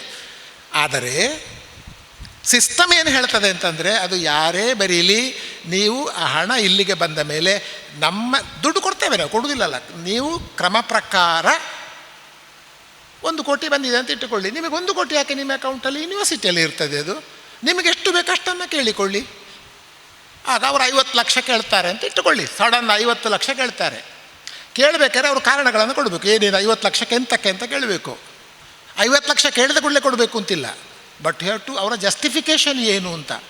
ಅಲ್ವಾ? ಯಾವಾಗ ಬೇಕು 50 ಲಕ್ಷ ನಿಮಗೆ? ಇಮಿಡಿಯೇಟ್ 50 ಲಕ್ಷ ಅಂತ ಅದಕ್ಕೆ ನಿಮಗೆ ಆಫೀಸ್ ಸೆಟಪ್ ಮಾಡಲಿಕ್ಕೆ. ಓಕೆ, ಎಷ್ಟು ಬೇಕು ನೀವು? 10 ಲಕ್ಷ ಸಾಕು. ಈಗ 15 ಲಕ್ಷ ಅಲ್ಲ, ಅದು ಯಾರು ಮತ್ತೆ ಕೂತುಕೊಂಡು ಬರೀದಿಯವರು? ನಮಗೆ ಅದೇ ಕೆಲಸವ? ನಿಮ್ಮ ಹತ್ರ ಬಂದು ಚರ ಮಾಡ್ತಾರೆ ಟೀಚರ್ಸ್ಗಳೆಲ್ಲ. ನಮಗೆ ಅದೇ ಕೆಲಸವ? ಎಷ್ಟು ಸತಿ ನಿಮಗೆ ಪತ್ರ ಬರೆಯುವುದು? ನಮಗೆ ಬಂದ ದುಡ್ಡಲ್ವಾ ಅಂತ ಹೇಳ್ತಾರೆ. ಅವರು ಮಾತಾಡೋದು ಕೂಡ ಅಜ್ಞಾನದಿಂದಲೇ. ನೀವು ನಿಮ್ಮ ದುಡ್ಡನ್ನು ಇಟ್ಟುಕೊಂಡದ್ದ? ನಿಮ್ಮದಲ್ಲ, ಅವ್ರದ್ದು ಅಲ್ಲ, ನಿಮ್ಮದು ಅಲ್ಲ, ಏನು ಬಂದಿದೆ. ಆಗ ನೀವು ಏನು ಮಾಡಬೇಕು ಅಂತಂದರೆ, ಹೌದು ಸರ್ ನೀವು ಹೇಳೋದೆಲ್ಲ ಸರಿ, ನಿಮ್ಮದೇ ದುಡ್ಡು, ನಮ್ಮದಲ್ಲ ದುಡ್ಡು, ನಿಮ್ಮದೇ ದುಡ್ಡು, ನೀವೇ ತರಿಸಿಕೊಂಡದ್ದು, ಅದು ನಿಮಗೆ ಬರ್ತದೆ. ಅದೇ ಬರುವ ಕ್ರಮದಲ್ಲಿ ಬರ್ತದೆ ಅಲ್ವಾ? ಒಂದು ತಿಳ್ಕೊಳ್ಬೇಕು ನೀವು, ಯಾರಾದರೂ ನುಗ್ಗಿ ಬಂದರೆ ನಮ್ಮ ಅಂದಾಜಾಗ್ತದೆ, ಇವಾಗ ಗಲಾಟೆ ಮಾಡಲಿಕ್ಕೆ ಬರುವುದು ಅಂತಾದರೆ ಬಂದು ಬರೆಸಿ ಕೂತ್ಕೊಳ್ಳಿ ಅಂತ ಹೇಳಿ, ಅವನು ಕೂತ್ಕೊಳ್ಳಿಕ್ಕೆ ಮೊದಲು ಹೇಳಬೇಕು, ಕೂತ್ಕೊಳ್ಳಿ, ಸ್ವಲ್ಪ ಸುಖ ದುಃಖ ಎಲ್ಲ ಮಾತಾಡಿ, ಆಗ ಅವನ ಕೋಪೆಲ್ಲ ಅರ್ಧ ಕಿಳಿತದೆ. ಸಾಧ್ಯರು ಕಾಪಿಯೋ ಚಾವೋ ತಂದು ಕೊಡಿ, ನೀರು ಕೊಡಿ, ವಿಚಾರಿಸಿ ಆಮೇಲೆ ವಿಷಯಕ್ಕೆ ಬನ್ನಿ. ಅರ್ಧ ಪ್ರಾಬ್ಲಮ್ ಸಾಲ್ವ್ ಆಗ್ತದೆ. ಅವ ನುಗ್ಗಿದ ಕೊಳ್ಳೆ ಏನು ಅಂತ ಇವ ಕೇಳಿದರೆ ಅವನ ಮತ್ತು ಸಿಟ್ಟು ನೆತ್ತಿಗೆ ಇರ್ತದೆ. ಇದು ಬೇರೆ ಬೇರೆ ಟೆಕ್ನಿಕ್ಸ್, ಅದು ಇಂಥದ್ದೇ ಅಂತ ಹೇಳೋದು ನನಗೆ ಕಷ್ಟ, ಸಂದರ್ಭ ನೋಡಿಕೊಂಡು ಮಾಡಬೇಕಾಗ್ತದೆ. But better to respect. ನನ್ನ ಲೆಕ್ಕದಲ್ಲಿ ನಿಮ್ಮ ಕಚೇರಿಗೆ ಬಂದವನನ್ನು ರೆಸ್ಪೆಕ್ಟಿಂದ ನೋಡುವುದು ಒಳ್ಳೆಯದು, better, always better. It safeguards you, ನಿಮ್ಮ ರಕ್ಷಿಸ್ತದೆ ಅದು. ನಿಮ್ಮ ಅಟ್ಯಾಕಿಂಗ್ ನೇಚರಿಗಿಂತ ಅಟ್ಯಾಕಿಂಗ್ ಈಗ ನನಗೆ ಪುರುಸೊತ್ತಿಲ್ಲ, ಅದರ ಬದಲು ಅದು ನಾನಲ್ಲ, ಅಲ್ಲಿ ಹೋಗಿ ಹೇಳ್ಬೋದು, ಅಷ್ಟೇ ಅಲ್ಲ. ಅದು ನನಗೆ ಗೊತ್ತಿಲ್ಲ, ಅದು ಉತ್ತರ ನೋಡಿ ಏನು ಕೊಡ್ಬೋದು ನನಗೆ ಗೊತ್ತಿಲ್ಲ, ನನಗೆ ಸಂಬಂಧಪಟ್ಟದ್ದಲ್ಲ, ನಾನೀಗ ಬಂದದ್ದು ಬೇರೆ ಕೆಲಸ ಉಂಟು, ನನಗೆ ರಿಜಿಸ್ಟ್ರಾರ್ ಮತ್ತೊಂದು ಕೆಲಸ ಕೊಟ್ಟಿದ್ದಾರೆ. ಅವನಿಗೆ ಎಂಥದ್ದು ಗೊತ್ತುಂಟು ಮಾರ್ರೆ, ಬಂದವನಿಗೆ ಅದೆಲ್ಲ ಅವನಿಗೇನು ಗೊತ್ತಿಲ್ಲ, ಒಂದು ಕೆಲಸಕ್ಕಾಗಿ ಬಂದಿದ್ದ ಅಂತ ಇಟ್ಟುಕೊಳ್ಳುವ. Try to understand. ನೀವು ಹೇಳ್ಬೋದು ನನಗೆ, ನಿಮಗೆ ಬೇರೆ ಪಣ್ಯರಪುರ ಭಾರಿ ಸುಲಭವು ಎಂಕ್ಲೇ ಗೊತ್ತು ಅಂತ ಹೇಳ್ತೀರಿ ನೀವು ಕೂಡಲೇ, ಅದು ನಮ್ಮ ಕಷ್ಟ ನಮಗೆ ಗೊತ್ತು ಅಂತ. ಅದು ನನಗೆ ಅರ್ಥ ಆಗ್ತದೆ, ಆದರೆ ಯಾವುದು ಬೆಟರ್ ಅಂತ, ಯಾವುದು best way of dealing. You are let me tell you, at the face of it you are dealing with files. Teachers are dealing with human minds. There is difference. ನಾವು ಮಕ್ಕಳೊಟ್ಟಿಗೆ ವ್ಯವಹರಿಸಿದರೆ ನೀವು ಫೈಲ್ಗಳೊಟ್ಟಿಗೆ ವ್ಯವಹರಿಸ್ತೀರಿ, ಆದರೆ ನೆನಪಿಟ್ಟುಕೊಳ್ಳಿ, ಆ ಫೈಲಿನ ಹಿಂದೆ ಒಬ್ಬ ವ್ಯಕ್ತಿ ಇದ್ದಾನೆ ಅಂತ. ನಿಮ್ಮ ಕಣ್ಣಿಗೆ ಕಾಣೋದು ಫೈಲ್ ಆದರೂ ಕೂಡ, ಒಂದು ಪತ್ರ ಆದರೂ ಕೂಡ, ಆ ಪತ್ರ ಬರೆದ ಒಬ್ಬ ಇದ್ದಾನೆ ಹಿಂದೆ, ಅವನನ್ನು ನೆನಪಿಗೆ ತಂದುಕೊಳ್ಳಬೇಕು. ಹೇಗೆ, ಯಾಕೆ ಬರೆದಿರಬಹುದು ಅವನು, ಏನು ಅಂತ. ಮನುಷ್ಯರು ನಿಮ್ಮ ಎದುರು ಇಲ್ಲದೇ ಇರಬಹುದು. ನಮಗಾದರೆ ನೋಡಿ, ನಮಗಾದರೆ ಮಕ್ಕಳೇ ಇದ್ದಾರೆ, ಎದುರೇ ಇದ್ದಾರೆ, ನೋ ಪ್ರಾಬ್ಲಮ್. ನೀವೇನು ಮಾಡ್ತೀರಿ, ಇದೆ ಫೈಲಲ್ಲ, ಕಾಗದ. ನೋ, ಒಬ್ಬ ವ್ಯಕ್ತಿ ಬರೆದಿರ್ತಾನೆ, ಒಬ್ಬ ವ್ಯಕ್ತಿ ಬಂದಿರ್ತಾನೆ, ನನ್ನ ಪತ್ರ ಎಲ್ಲಿಟ್ಟು ಅಂತ ಕೇಳ್ತಾನೆ, ಎಷ್ಟೋ ದೂರದಿಂದ ಬಂದಿದ್ದಾನೆ. ಅವನು ನಿಮ್ಮನ್ನು ಕಾಣೋದು ಮೊದಲು. ನೀವು ಅಂಥವ್ರು 100 ಮಂದಿಯನ್ನು ನೋಡಿರ್ಬೋದು, ಬಟ್ ಅವನು ನಿಮ್ಮನ್ನು ನೋಡೋದು ಮೊದಲಲ್ವಾ? He is the first time ಬರೋದು, ಅವನು ನಿಮ್ಮ ಹತ್ರ ಬರೋದು. ನಿಮಗಂಥವ್ರು 100 ಮಂದಿ, ನಿಮ್ಮಂಥವ್ರು 100 ಮಂದಿ ಬರ್ತಾರೆ ಮರೆ, ನಮಗಿದೇ ಕೆಲಸವ. ಅಯ್ಯೋ ದೇವರೇ, ಎಂತ ಮಾಡ್ತೀರಿ ನೀವು? It's all tickling sensitive issues, ಇದೆಲ್ಲ ಭಾಳ ಕಷ್ಟ. ಬಟ್ ಒಂದೇ ನಾನು ಹೇಳ್ತಾ ಇರೋದು, ಒಂದು ಮೆಂಟಲ್ ಪ್ರಿಪರೇಷನ್ ಬೇಕಾಗ್ತದೆ ಅಂತ, ಒಂದು ಮಾನಸಿಕವಾದ ಸಿದ್ಧತೆ ಬೇಕಾಗ್ತದೆ, ಒಂದು ಮಾನಸಿಕವಾದ ಸಿದ್ಧತೆ. ಅದನ್ನು ಅರ್ಥ ಮಾಡಿಕೊಳ್ಳಬೇಕಾಗ್ತದೆ. ಅರ್ಥ ಮಾಡಿಕೊಳ್ಳೋದು ಸಾರ್ವಜನಿಕರ ನೀವು ಅರ್ಥ ಮಾಡಿಕೊಳ್ಳೋದಲ್ಲ, ನಿಮ್ಮನ್ನು ನಿಮ್ಮ ಹೈಯರ್ ಆಫೀಸರ್ ಅರ್ಥ ಮಾಡಿಕೊಳ್ಳಬೇಕಾಗ್ತದೆ. ಇವರು ಲಾಲ್ ಬಹದ್ದೂರ್ ಶಾಸ್ತ್ರಿಗಳಿದ್ದರಂತೆ, ಅವರಿಗೆ ವಿಶಾಲವಾದ ಕೊಠಡಿ ಇತ್ತಂತೆ. ಆದರೆ ಅವರ ನೌಕರ ಸಿಬ್ಬಂದಿಗಳಿಗೆ ಸಣ್ಣ ಸಣ್ಣ ಕೊಠಡಿ, ಎಲ್ಲ ನಿಂತುಕೊಂಡೇ ಬರೆಯುವುದು, ನಿಂತುಕೊಂಡೇ ಕೆಲಸ ಮಾಡ್ತಾ ಇದ್ದರಂತೆ. ಇದನ್ನು ನೋಡಿದ ಲಾಲ್ ಬಹದ್ದೂರ್ ಶಾಸ್ತ್ರಿ ಅವರೂ ಕೂಡ ನಿಂತುಕೊಂಡೇ, ಕೂತ್ಕೊಂಡಲ್ಲ, ನನ್ನ ಸಿಬ್ಬಂದಿಗಳು ನಿಂತುಕೊಂಡು ಕಷ್ಟಪಟ್ಟು ಕೆಲಸ ಮಾಡ್ತಾ ಇದ್ದಾರೆ, ಹಾಗಾಗಿ ನಾನು ಆರಾಮದಲ್ಲಿ ಕೂತ್ಕೊಂಡು ಕೆಲಸ ಮಾಡುವುದಲ್ಲ, ನಾನು ಕೂಡ ನಿಂತುಕೊಂಡೇ ಕೆಲಸ ಮಾಡುವುದು ಅಂತ ಮಾಡ್ತಾ ಇದ್ರಂತೆ. There is a message. ಅಂದರೆ a registrar should realise, should try to understand ಅವನ ಸಬಾರ್ಡಿನೇಟ್ಸ್ನ ಪರಿಸ್ಥಿತಿ ಏನು, ಅವನ ಒತ್ತಡಗಳೇನು, ಇದೆಲ್ಲವನ್ನು ಅರ್ಥ ಮಾಡಿಕೊಂಡು ನೋಡಿ, he is the head of a team. ಇದು ನಾನು ಗ್ರಹಿಸುವುದು, ನನ್ನ ತಿಳುವಳಿಕೆ ಅದು. ನಾನು ಹೇಳಿದರೆ, I respect each and everybody, they are all important, they are doing important work, they are contributing to the university system. ಇಷ್ಟಿಟ್ಟುಕೊಂಡು ಐ ಟ್ರೈ ಟು ಅಂಡರ್ಸ್ಟ್ಯಾಂಡ್ ಏನು ಯಾಕೆ ಯಾಕೆ ಹೀಗೆ ಆಗ್ತದೆ ಏನು. ಹಾಗಾಗಿ ನೋಡಿ ಕೊನೆಗೆ ಎಲ್ಲಿಗೆ ಹೋಗ್ತದೆ ಈ ಚರ್ಚೆ ಅಂತಂದರೆ, ಒಂದು ಯೂನಿವರ್ಸಿಟಿ ಒಂದು ಫಂಕ್ಷನ್ ಅಂದರೆ ವಿ ಸಿ ನಾರ್ಮಲಿ ಸರಿ ಇದ್ದರೆ ಹೇಳ್ತಾರೆ ಸೇಸ್ ಏನಾದರೂ ಈ ಸಕ್ಸಸ್ ಏನಾದರೆ my success goes to my colleagues ಅಂತ ಹೇಳ್ತಾರೆ ಅವರು. ಸಾಮಾನ್ಯ ನಾನೊಬ್ಬ ಮಾಡಿದ್ದಲ್ಲ, ನನ್ನ ಎಲ್ಲ ಸಿಬ್ಬಂದಿಗಳ ಕೆಲಸ ಮಾಡಿದ ಕಾರಣ ಇವತ್ತು ನನಗೆ ಈ ಗೌರವ ಸಲ್ಲುತ್ತದೆ ಅಂತ ಹೇಳ್ತಾರೆ. If really is A gentleman. ಇಲ್ಲ ನಾನೇ ಮಾಡಿದ್ದು ಅಂತ ಹೇಳೋದನ್ನು ಕಂಡಿದ್ದೇನೆ ನಾನು. ಎಲ್ಲರೂ ಮಾಡಿದ್ದನ್ನು ಕೂಡ ಒಬ್ಬರೇ ಕ್ಯಾಶ್ ಮಾಡೋದನ್ನು ನೋಡಿದ್ದೇನೆ, ನಾವು ನೋಡಿದ್ದೇವೆ, ನೀವು ನೋಡಿದ್ದೀರಿ ನೀವು. But that is not the model. Model should be very democratic ಅಂತ ಹೇಳೋದು ನಾನು. ಅದರಲ್ಲಿ ಏನುಂಟು, ಈ ರಿಜಿಸ್ಟ್ರಾರ್ಸ್ ಒಂದು ಕೆಲಸ ಯಶಸ್ಸು ಬಂದರೆ ನಮಗೆ ಸಂತೋಷ, ಎಲ್ಲ ಇಡೀ ಸೆಕ್ಷನ್ ಶುಡ್ ಅಪ್ರಿಷಿಯೇಟ್ ಇಟ್. ಅದು ನಮ್ಮ ವಿಭಾಗದ ಸಾಧನೆ ಅಂತ ಹೇಳಬೇಕು ನೋಡಿ, ಇಡೀ ವಿಶ್ವವಿದ್ಯಾನಿಲಯದ ಸಾಧನೆ ಅಂತ ಹೇಳೋದು ನಾವು. ಐ ಹ್ಯಾವ್ ಸೀನ್, ನಾನು 3 ವರ್ಷದಲ್ಲಿಯೂ ಕಂಡಿದ್ದೇನೆ, ನನ್ನ ವ್ಯವಹಾರಗಳಲ್ಲಿಯೂ ಕಂಡಿದ್ದೇನೆ, ಒಂದು ಯೂನಿವರ್ಸಿಟಿ ಸ್ವಲ್ಪ ಸಮಯ ಇದ್ದೂ ಕೂಡ ಕಂಡಿದ್ದೇನೆ. ಯಾವುದರ ಜೊತೆಗಾದರೂ ವ್ಯವಹಾರ ಮಾಡ್ಬೋದು, ಮನುಷ್ಯರ ಜೊತೆಗೆ ವ್ಯವಹಾರ ಮಾಡೋದು ಬಹಳ ಕಷ್ಟ. But we have to deal what to do. That is the interesting. ಮನುಷ್ಯರು ಕಷ್ಟ ಹೇಳ್ತೇವೆ, ವಿ ಹ್ಯಾವ್ ಟು ಡೀಲ್. ಏನು ಮಾಡೋದು, ಅದಕ್ಕೆ ಒಂದು ಬೆಂಟ್ ಆಫ್ ಮೈಂಡ್ ಹೇಳೋದು ನಾವು, ಅದಕ್ಕೊಂದು ಬೇಕು ನಮಗೆ. ನೋಡೋಣ ಈ ಥರದ at one point of time ಅವರ ಸ್ಟೇಜ್ ಆಫ್ ಪಾಯಿಂಟ್ ನಿಮಗೆ ಸಹಾಯ ಸಿಗ್ತದೆ ಹೇಳೋದು ನಾನು. ಆಮೇಲೆ ನನ್ನ ಲೆಕ್ಕದಲ್ಲಿ ಆಡಳಿತ ಅಂದರೆ ಅದು ನಿರ್ದೇಶನಾಲಯ, ಇಟ್ಸ್ ಎ ಡೈರೆಕ್ಟರೇಟ್. ಆಡಳಿತದ ಗಮನಕ್ಕೆ ಬಾರದೆ ಯಾವುದೇ ಚಟುವಟಿಕೆ ಮಾಡುವಂತಿಲ್ಲ. ಉಂಟಾ ಕೇಳ್ತಾರೆ, ಏನಾದರೂ ಒಂದು ಮಾಡಿದರೆ ಆಡಳಿತದ ಗಮನಕ್ಕೆ ಬರಲಿಲ್ಲ, ನೀವು ಹೇಗೆ ಮಾಡಿದ್ದೀರಿ ಅಂತ ಹೇಳ್ತೇವೆ ನಾವು. ಅಲ್ಲ, ನಾನು ಮತ್ತೆ ಹೇಳ್ತಾ ಇರೋದು, see how important you are ಅಂತ. ಸೆಕ್ಷನ್ ಅದು ಒಂದಾಯ್ತಲ್ಲ ನೋಡಿ. ಆಡಳಿತ ಅಂದರೆ ಅದು ಹೇಗಿರಬೇಕು ಅಂತಂದರೆ, ನಿಮ್ಮ ಈ ಎಲ್ಲ ಚರ್ಚೆ ಹಿಂದೆ ಅದು ಶಿಕ್ಷಣ ಸ್ನೇಹಿಯಾಗಿರಬೇಕು, ಭೌತಿಕ ಕಟ್ಟಡಗಳ ನಿರ್ಮಾಣ ಮತ್ತು ಸಂರಕ್ಷಣಾ ಸ್ನೇಹಿಯಾಗಿರಬೇಕು, ವಿದ್ಯಾರ್ಥಿ ಸಮುದಾಯ ಸ್ನೇಹಿಯಾಗಿರಬೇಕು, ಸಾರ್ವಜನಿಕ ಸ್ನೇಹಿಯಾಗಿರಬೇಕು, ಹೆತ್ತವರು ಮತ್ತು ಪೋಷಕರ ಸ್ನೇಹಿಯಾಗಿರಬೇಕು. ಆಡಳಿತ ಹೇಗಿರಬೇಕು ಅಂದರೆ should be student friendly, teachers friendly, public friendly, parents friendly. ಕಷ್ಟ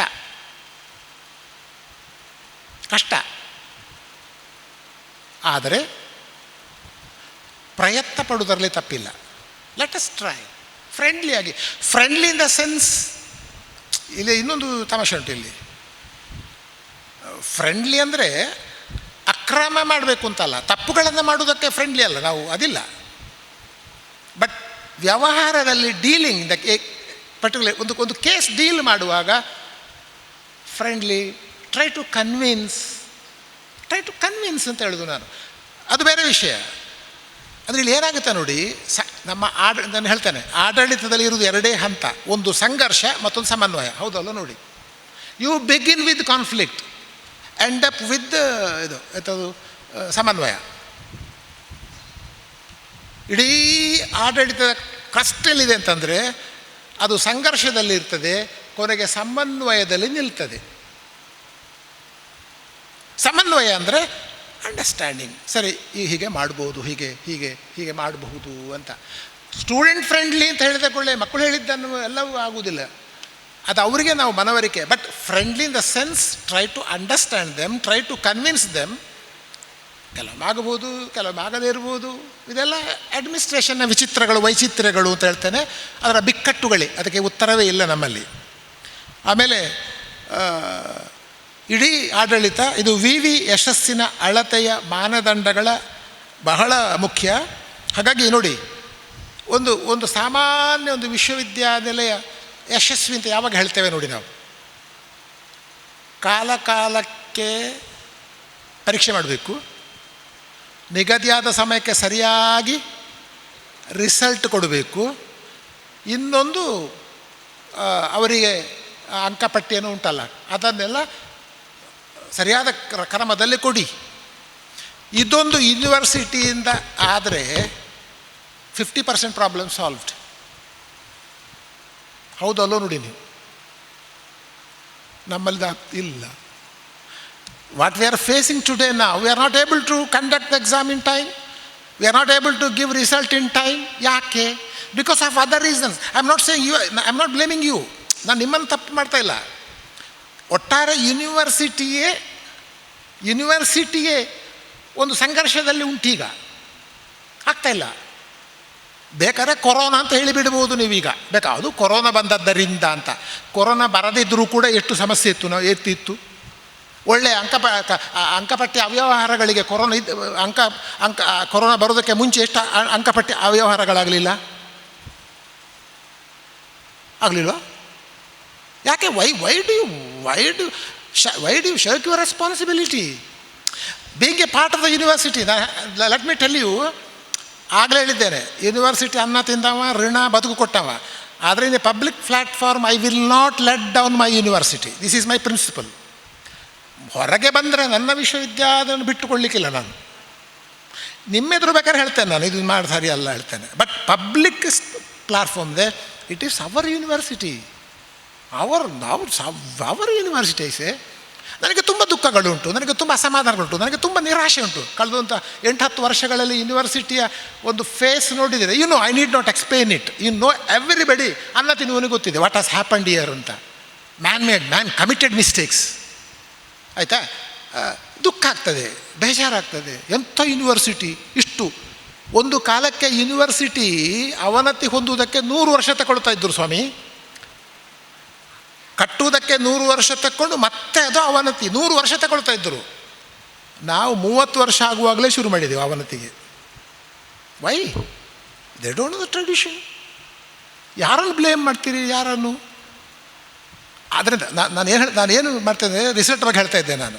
ಸೊ ಪಬ್ಲಿಕ್ನ ಎಕ್ಸ್ಪೆಕ್ಟೇಷನ್ ಇರ್ತದೆ, ಮಕ್ಕಳಿಗೆ ರಿಸಲ್ಟ್ ಕೊಡಬೇಕು. ನೋಡಿ, ಇಲ್ಲೇ ಪ್ರಶ್ನೆ ಬರೋದು ಈಗ, ಆ ರಿಸಲ್ಟ್ ಕರೆಕ್ಟ್ ಪರೀಕ್ಷೆ ಸಮಯಕ್ಕೆ ಕಾಲಕ್ಕೆ ಮಾಡಬೇಕಾದ್ರೆ ಪರೀಕ್ಷಾಂಗ ಇಲಾಖೆಯೇ ಮಾಡುವುದಾದರೂ ಕೂಡ ಪರೀಕ್ಷಾಂಗ ವಿಭಾಗ ಕಾಲಕಾಲಕ್ಕೆ ಪರೀಕ್ಷೆ ಸರಿ ಮಾಡಬೇಕಾದ್ರೆ, ಕಾಲಕಾಲಕ್ಕೆ ಫಲಿತಾಂಶ ಸರಿ ಕೊಡಬೇಕಾದ್ರೆ, ಕಾಲಕಾಲಕ್ಕೆ ಅಂಕಪಟ್ಟಿ ಕೊಡಬೇಕಾದ್ರೆ ಅದು ಇತರ ಅನೇಕ ವ್ಯಕ್ತಿಗಳ ವಿಭಾಗಗಳ ಸಹಕಾರವನ್ನು ಬಯಸ್ತದೆ. ಪರೀಕ್ಷೆ ಮಾಡೋದು ಯಾರು? ಟೀಚರ್ಸು. ಪಾಠ ಮುಗಿಸೋದು ಯಾರು? ಟೀಚರ್ಸು. ಅಂಕಪಟ್ಟಿ ಕಳಿಸೋದು ಕೊಡೋದು ಯಾರು? ಟೀಚರ್ಸು. ವ್ಯಾಲ್ಯೂಯೇಷನ್ ಮಾಡೋದು ಯಾರು? ಟೀಚರ್ಸು. ವ್ಯಾಲ್ಯೂಯೇಷನ್ ಮುಂಚಿನ ದಿನ ವಿ ಆರ್ ಆನ್ ಸ್ಟ್ರೈಕ್. ಆಯ್ತಲ್ಲ, ಎಂತ ಮಾಡೋದು ಪರೀಕ್ಷಾ ಇಲಾಖೆಯವರು? ನೀವು ಕಳೆದ ಸಾರಿಯ ಇದೇ ಕೊಡಲಿಲ್ಲ, ವ್ಯಾಲ್ಯೂಯೇಷನ್ ದುಡ್ಡೇ ಕೊಡಲಿಲ್ಲ. ಅವರಿಗೆ ಜೆನ್ವಿನ್ ರೀಸನ್ಸ್ ಉಂಟು. ನೀವು ಕಳೆದ 2-3 ವರ್ಷಗಳಿಂದ ವ್ಯಾಲ್ಯೂಯೇಷನ್ ಇದು ಕೊಡಲಿಲ್ಲ. ನಾನು ಕೊಡೋದಿರೋ ಜಸ್ಟಿಫೈ ಮಾಡೋದಲ್ಲ, ವಾಟ್ ಇಸ್ ಹ್ಯಾಪನಿಂಗ್ ಅಂತ ಹೇಳ್ತಾ ಇರೋದು ನಾನು. ಅರ್ಥ ಆಯ್ತಲ್ಲ? Let me understand. I am not criticising anybody. I am trying to explain the situation what we are facing ಅಂತ ಹೇಳೋದು ನಾನು. ನಾವೇನು ಮಾಡ್ತೀವಿ? ಟೀಚರ್ ಸ್ಟ್ರೈಕ್ ಮಾಡಿದರು, 15 ದಿವಸ ಸ್ಟ್ರೈಕ್ ಮಾಡಿದರು, ವ್ಯಾಲ್ಯೂಯೇಷನ್ ಮುಂದೆ ಹೋಯಿತು. ಆಯಿತು ವ್ಯಾಲ್ಯೂಯೇಷನ್ ಮಾಡಿಟ್ಟುಕೊಳ್ಳಿ. ವ್ಯಾಲ್ಯೂಯೇಷನಲ್ಲಿ 10 ತಪ್ಪುಗಳು, ಯಾರ ಮಾರ್ಕು ಯಾರಿಗೂ ಎಂತ ಏನೇನು, ಅದು ಮತ್ತೆ ರಿವ್ಯಾಲ್ಯೂಯೇಷನು, ರೀಟ್ಯಾಬ್ಯುಲೇಷನು, ವೈ ರೀ ಎಲ್ಲೋ ಒಂದು ತಪ್ಪು ಅಂತ ಹೇಳಿದಲ್ಲ, ಒಂದು ಎಂತ ಹೇಳ್ತೀಯಪ್ಪ ನನಗೆ, ಏನಾರ ಆದರೆ ಅದು ಹೇಗೆ ಇಡೀ ಪ್ರೋಸೆಸ್ಸನ್ನೇ ಅದು ಕೆಡಿಸಿಬಿಡ್ತದೆ ನೋಡಿ. ಕೊನೆಗೆ ಏನಾಗ್ತದೆ ಅಂದರೆ, ಮಂಗಳೂರು ವಿಶ್ವವಿದ್ಯಾನಿಲಯದ ಪರೀಕ್ಷಾಂಗ ಇಲಾಖೆ ಸುಖ ಇಲ್ಲ, ಮಂಗಳೂರು ವಿಶ್ವವಿದ್ಯಾನಿಲಯದ ಆಡಳಿತ ವಿಭಾಗ ಸರಿ ಇಲ್ಲ, ಮಂಗಳೂರು ವಿಶ್ವವಿದ್ಯಾಲಯದ ಎಂಜಿನಿಯರಿಂಗ್ ವಿಭಾಗ ಸರಿ ಇಲ್ಲ, ಮಂಗಳೂರು ವಿಶ್ವವಿದ್ಯಾನಿಲಯ ಸೇರಿಸಿದಕ್ಕೆ. ಯಾಕೆ ಅಂದರೆ ನಾವು ಏನು ಮಾಡಿದ್ದೇವೆ ಅಂದರೆ, ಯೂನಿವರ್ಸಿಟಿಯನ್ನು ಹೀಗೆ ಪಾರ್ಶ್ವಿಕ ನೋಡುವುದನ್ನೇ ಮಾಡಿದ್ದೇವೆ. ಆ್ಯಸ್ ಎ ಹೋಲಿಸ್ಟಿಕ್ ಅಪ್ರೋಚ್ ನಮ್ಮಲ್ಲಿಲ್ಲ. ಯೂನಿವರ್ಸಿಟಿಯನ್ನು ಸಮಗ್ರವಾಗಿ ನೋಡುವ ಒಂದು ದೃಷ್ಟಿಕೋನ ಇಲ್ಲದೆ ಹೋದರೆ ಸಮಾಜಕ್ಕೆ, ಸರ್ಕಾರಕ್ಕೆ, ವೈಸ್ ಚಾನ್ಸಲರಿಗೆ, ಅಧಿಕಾರಿ ಎಲ್ಲರಿಗೆ ಇಲ್ಲದೆ ಹೋದರೆ ಆಗುವ ಅನಾಹುತ ಇದು. ಈ ಅನಾಹುತಕ್ಕೆ ಯಾರು ಉತ್ತರ ಕೊಡುವುದು? ಕೊನೆ ಯಾರೋ ಒಬ್ಬ ಸಿಗುತ್ತಾನೆ ಪಾಪದವ, ಒಬ್ಬ ವೈಸ್ ಚಾನ್ಸಲರ್ ಸ್ಕೇಪ್ ಹೋಲ್ಡ್, ಒಬ್ಬ ರಿಜಿಸ್ಟ್ರಾರ್ ಇವ್ಯಾಲ್ಯೂಯೇಷನ್. ಯಾರು ಮಾಡಿದ ಹಿಂದೆ ಅಲ್ಲ ರೀ. ನಮ್ಮಲ್ಲಿ ಸಾಧಾರಣ ಈಗ ಟೀಚಿಂಗ್ ಪೋಸ್ಟ್ ತೆಕ್ಕೊಂಡ್ರೆ ಸಾಧಾರಣ ನಿಮಗೆ ನನಗೆ ಚೆನ್ನಾಗಿ ನಿಮಗೆ ಗೊತ್ತಿದೆ. ಸೊ ಒಂದು 60% ಪೋಸ್ಟ್ ವೇಕೆಂಟ್ ಅಲ್ವಾ? ಒಂದು ಪರ್ಮನೆಂಟ್ ಸ್ಟಾಫ್ ಎಷ್ಟಿದ್ದಾರೆ? ಬೇಡ ನಿಮ್ಮದೇ ತೆಕ್ಕೊಳ್ಳಿ, ನಿಮ್ಮಲ್ಲಿ ಹೇಳಿದ್ರಲ್ಲ, ಈಗ ನೀವೇ ಹೇಳಿದ್ರಲ್ಲ. Has it happened over? ದಿನ ರಾತ್ರಿ ಕಳೆದು ಬೆಳಗಾಗುವಾಗ ಆದದ್ದ ಇದು ಸಮಸ್ಯೆ? This is N accumulated problem. ಇದು ಕಳೆದ 15-20 ವರ್ಷಗಳಿಂದ ಒಂದೇ ಒಂದು ಖಾಯಂ ನೇಮಕಾತಿ ಮಾಡದೆ ಇದ್ದದ್ದರಿಂದ ಇವತ್ತು ಇಷ್ಟು ರಾಶಿ ಬಿದ್ದಿದೆ. ಅದು ಗೆಟ್ಸ್ ಸೋ ಕಾಂಪ್ಲಿಕೇಟೆಡ್. ಈಗ ಅವರು ಯಾರೋ ಗೋಪಿನಾಥ್ ಅಲ್ಲ, ಅಲ್ಲಿ ಹೇಳ್ತಾ ಇದ್ದೀರಿ, ಈಗ ಸರ್ಕಾರ ನಿನ್ನೇನೋ ಒಂದು 50,000 ಹುದ್ದೆಗಳನ್ನು ಭರ್ತಿ ಮಾಡ್ತಾ ಇದ್ದೇವೆ ಅಂತ. ಇಲ್ಲಿ ಕೆಲವರಾದರೂ ಕನಸು ಕಂಡಿರ್ಬೋದು, ನಮಗೊಂದು ಉದ್ಯೋಗ ಸಿಗುತ್ತದೆ ಅಂತ. ಕನಸು ಕಾಣಿ. ಸರ್ಕಾರ ಹೇಳಿದೆ. ಪೇಪರ್ ಓದಿದ್ದೀರಾ ನೀವು? ಓದಲಿಲ್ವಾ? ನಿನ್ನೆ ಮೊನ್ನೆ 50,000 ಹುದ್ದೆಗಳನ್ನು ನೇಮಕ ನಾವು ಭರ್ತಿ ಮಾಡ್ತಾ ಇದ್ದೇವೆ ಅಂತ ಹೇಳ್ತಾ ಇದ್ದಾರೆ. ಹೇಳಿದವರಿಗೂ ಕ್ಲಿಯರ್ ಗೊತ್ತಿಲ್ಲ ಯಾವುದು ಹುದ್ದೆ, ಎಲ್ಲಿಯ ಹುದ್ದೆ. ಇನ್ನೊಬ್ಬ ಅಂತ ಹೇಳ್ತಾನೆ, ಇನ್ನೊಂದು 2 ವರ್ಷ ಕಳೆದು 1,00,000 ಹುದ್ದೆಗಳನ್ನು ನಾವು ಭರ್ತಿ ಮಾಡ್ತೇವೆ.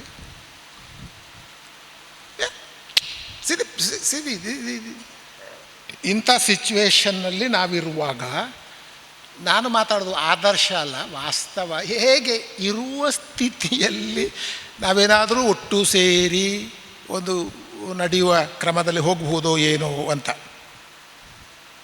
ಹಾಗಾಗಿ ಒಂದು ಯೂನಿವರ್ಸಿಟಿಯಲ್ಲಿ 1 ಗಂಟೆ ಆಯಿತು, ಯೂನಿವರ್ಸಿಟಿ ಕೆಲಸ ಆಗ್ತದೆ. ನಿಯಮಗಳೇ ನನ್ನ ಫೈನಲ್ಸ್. ನಿಮ್ಮ ಕೈಯಲ್ಲಿರುವ ನಿಯಮಗಳೇ, ನಿಮ್ಮ ಕೈಯಲ್ಲಿರುವ ಏನು ಸ್ಟ್ಯಾಚ್ಯೂಟೋ ಆ್ಯಕ್ಟೋ ನಿಮ್ಮ ಕೈಯಲ್ಲಿದೆ. ಈಗ ಅದೇ ಎಲ್ಲರ ಅಧಿಕಾರಗಳನ್ನು ನಿರ್ಣಯಿಸ್ತದೆ.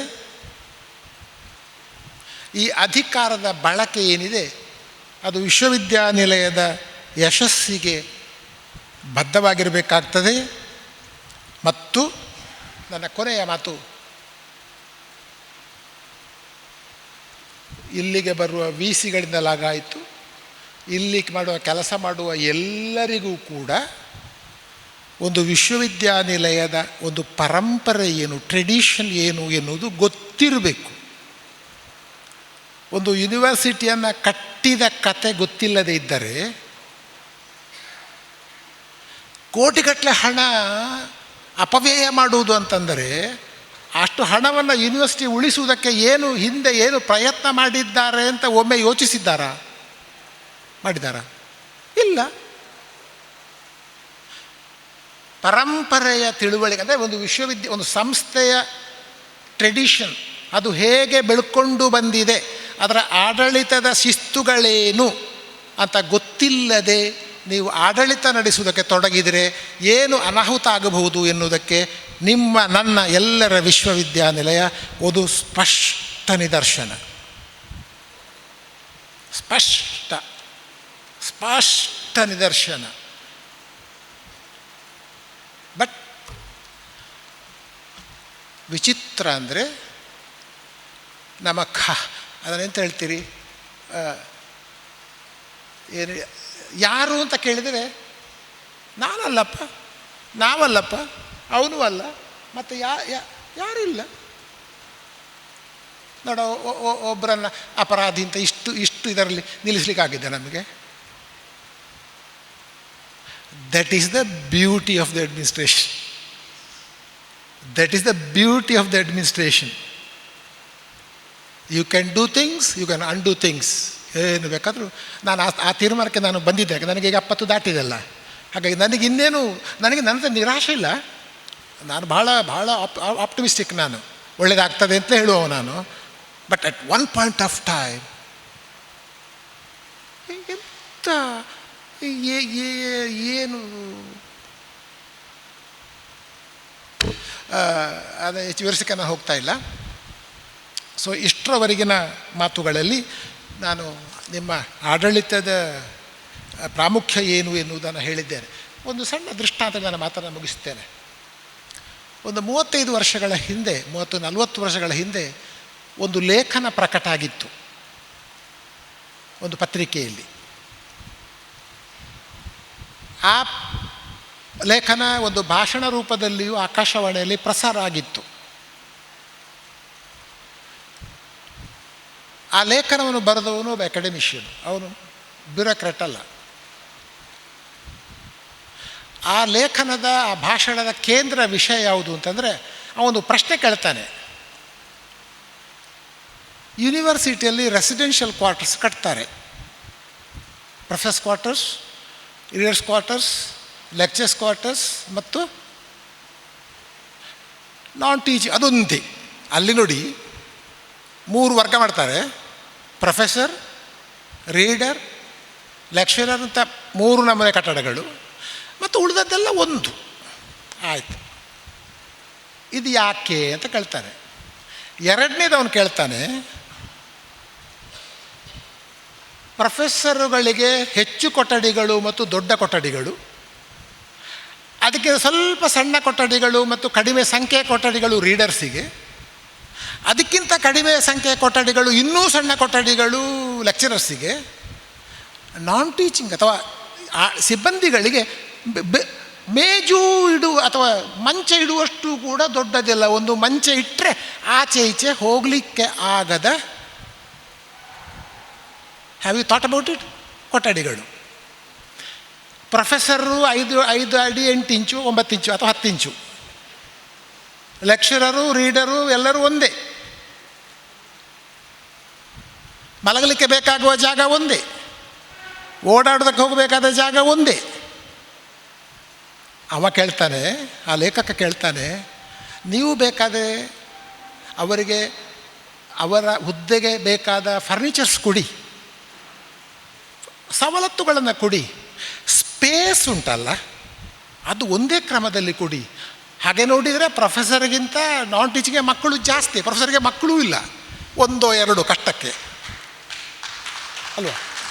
1-2 ಮಕ್ಕಳಿರುವ ಪ್ರೊಫೆಸರ್ಗಳಿಗೆ ಅಷ್ಟು ದೊಡ್ಡ ಕೊಠಡಿ ಯಾಕೆ, 6-7 ಮಕ್ಕಳಿರುವ ಇವರಿಗೆ ಯಾಕೆ ಅಷ್ಟು ಸಣ್ಣ ಕಟ್ಟಡ ಅಂತ ಆ ಲೇಖನದಲ್ಲಿ ಅವನು ಬಹಳ ವಿವರವಾಗಿ ಬರೆದಿದ್ದ. ಅವನು ಬ್ಯೂರೋಕ್ರಾಟ್ ಅಲ್ಲ, ಆ ಲೇಖಕ ಬೇರೆ ಯಾರೂ ಅಲ್ಲ, ಕೆ ಚಿನ್ನಪ್ಪಗೌಡ ಆಗಿದ್ದ. ನಮಸ್ಕಾರ.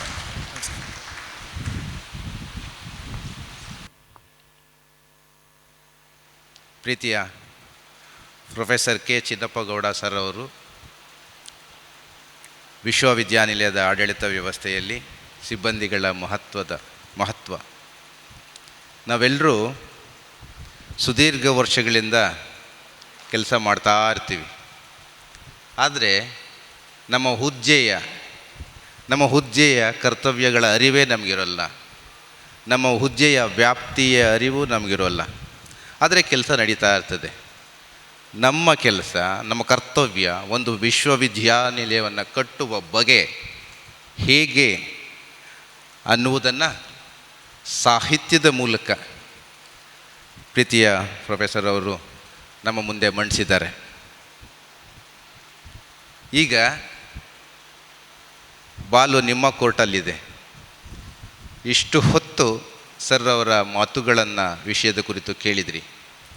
ನಿಮಗೆ ಈ ವಿಷಯದ ಕುರಿತು ಸರ್ಗಳ ಮಾತುಗಳಲ್ಲಾಗಿರಬಹುದು, ನಿಮ್ಮ ಅನುಭವದ, ನಿಮ್ಮ ಕರ್ತವ್ಯದ ಹಿನ್ನೆಲೆಯಲ್ಲಿ ಯಾವುದಾದ್ರೂ ಪ್ರಶ್ನೆಗಳಿದ್ದರೆ, ನಿಮ್ಮ ಕರ್ತವ್ಯದ ಅನುಭವಗಳಿದ್ದರೆ ಇಲ್ಲಿ ದಯವಿಟ್ಟು ವ್ಯಕ್ತಪಡಿಸಿ, ಸರ್ ಜೊತೆ ಸಂವಾದದಲ್ಲಿ ಪಾಲ್ಗೊಳ್ಳಿ ಅಂತ.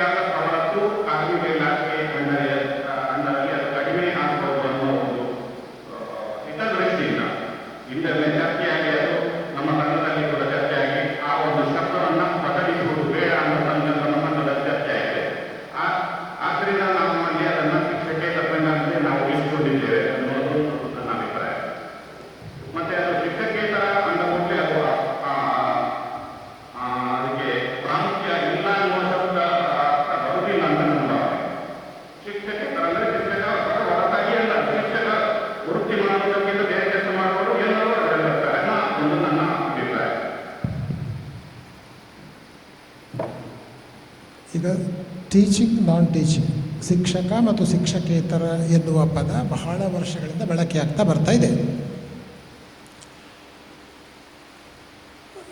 ಅಲ್ಲಿ ಒಂದು ಯೂನಿವರ್ಸಿಟಿ ಸಿಸ್ಟಮಲ್ಲಿ ಶಿಕ್ಷಕರು ಮತ್ತು ಇತರ ವರ್ಗ, ಇತರರು ಎಲ್ಲರೂ ಬಂತು ಅಂತ.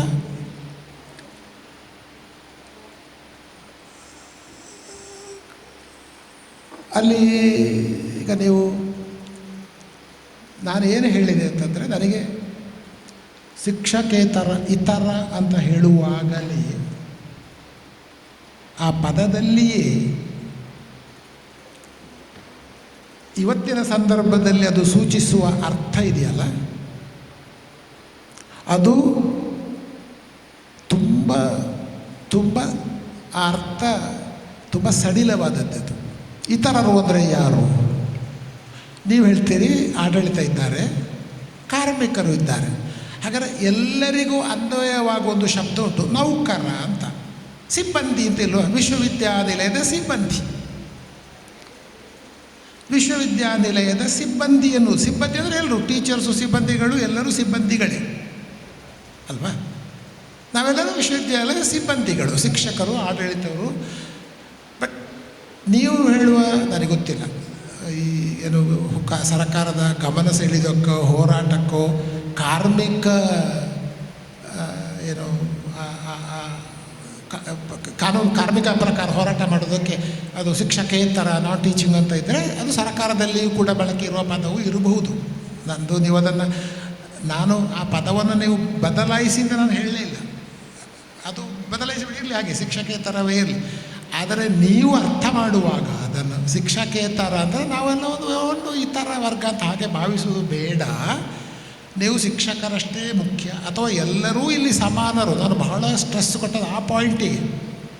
ಆ ಪದ ನಾನು ಯಾಕೆ ಹೇಳಿದೆ ಅಂತಂದರೆ, ನಮ್ಮಲ್ಲಿ ಬಹಳ ಮಂದಿಗಿದೆ, ನಾನು ಏನು ಈ ಹುದ್ದೆ ಮಾಡುವವನು ಅಥವಾ ಈ ಕೆಲಸ ಮಾಡುವವನು, ಹಾಗೆ ಒಂದು ಕೀಳರಿಮೆ ಬೇಡ.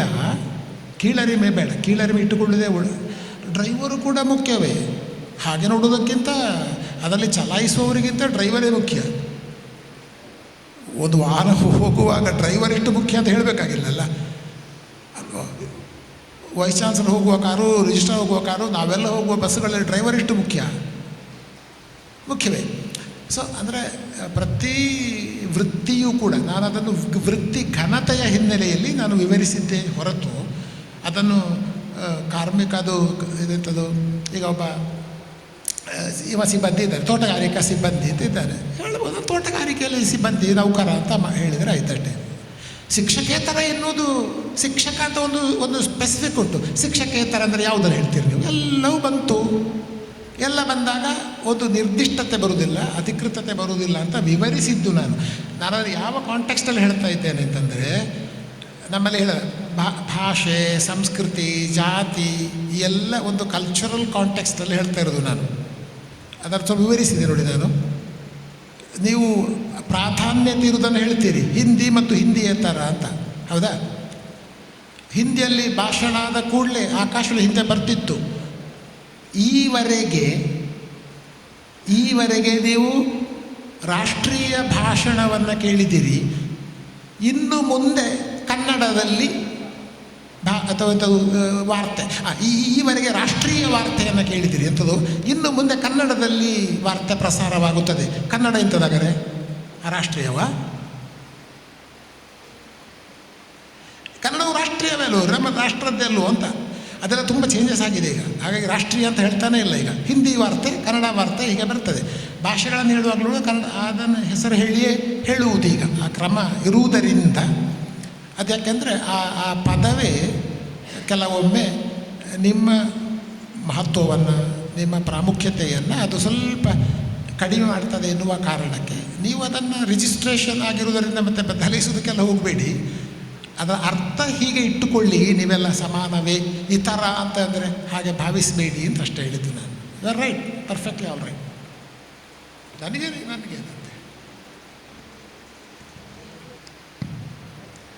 ನಿಮ್ಮ ಟಾಕ್ ತುಂಬ ಚೆನ್ನಾಗಿತ್ತು. ನೀವು ಫಸ್ಟಿಗೆ ಹೇಳಿದಾಗೆ ತುಂಬ ಅಬ್ಬರದಿಂದಲೇ ಇತ್ತು ಟಾಕ್. ತುಂಬ ಖುಷಿಯಾಯಿತು. ದೊಡ್ಡ ವೇಷ ಬಂದಾಗೆ ಆಯಿತು ನಮಗೆ. ನಮ್ಮ ನಿದ್ದೆ ಎಲ್ಲ ಓಡಿ ಹೋಯಿತು. ಅದರಲ್ಲಿ ನನಗೆ ಎರಡು ಇಷ್ಟ ಆದ ವಿಷಯ ಅಂತ ಹೇಳಿದರೆ, ನೀವು ಒಂದು ವರ್ಡ್ ಹೇಳಿದ್ರಿ, ಕಾನೂನು ಮತ್ತು ಕಾಮನ್ ಸೆನ್ಸ್ ನಮ್ಮ ವರ್ಕಲ್ಲಿ ಇರಬೇಕು ಅಂತ.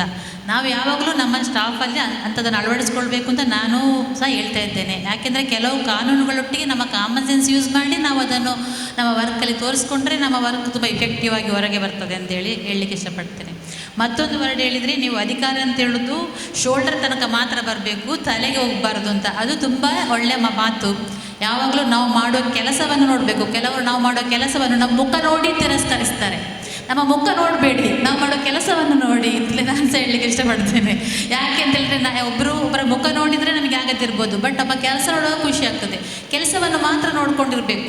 ನಮ್ಮ ಸೆಕ್ಷನ್, ನಮ್ಮ ಆಫೀಸ್ಗಳಲ್ಲಿ ಕೆಲವರು ಇದ್ದಾರೆ ಅಂತ ಹೇಳಿದ್ರೆ, ಒಂದು ಸೆಕ್ಷನಲ್ಲಿದ್ದರೆ ಇನ್ನೊಂದು ಸೆಕ್ಷನಿಗೆ ಹೋಗಲಿಕ್ಕೆ ಅವರಿಗೆ ಟ್ರಾನ್ಸ್ಫರ್ ಆದ ಕೂಡಲೇ ಬೇಡ ಅಂತ ಅನ್ನಿಸ್ತದೆ. ಯಾಕೆಂದರೆ ಅವ್ರು ತಲೆಗೆ ಹೋಗಿರ್ತದೆ ನಮ್ಮ ಸೀಟ್. ಯಾವಾಗಲೂ ಶೋಲ್ಡರ್ ತನಕ ಬಂದಾಗ ನಾವು ಯಾವ ಸೆಕ್ಷನ್ಗೆ ಹಾಕಿದ್ರು, ಎಲ್ಲಿ ಹೋದರೂ ನಮ್ಮ ಶೋಲ್ಡರ್ ನಮ್ಮ ಕೆಲಸ ಯಾವಾಗಲೂ ಸಪೋರ್ಟ್ ಕೊಡ್ತದೆ. ಅದನ್ನು ನಾವೆಲ್ಲರೂ ಅಳವಡಿಸ್ಕೊಳ್ಬೇಕು ಅಂತ ನಮ್ಮ ಸ್ಟಾಫ್ ಅದನ್ನು ಇನ್ನೊಂದು ಸಲ ಕೇಳ್ಕೊಳ್ತಾ ನನ್ನ ಮಾತು. Thank you.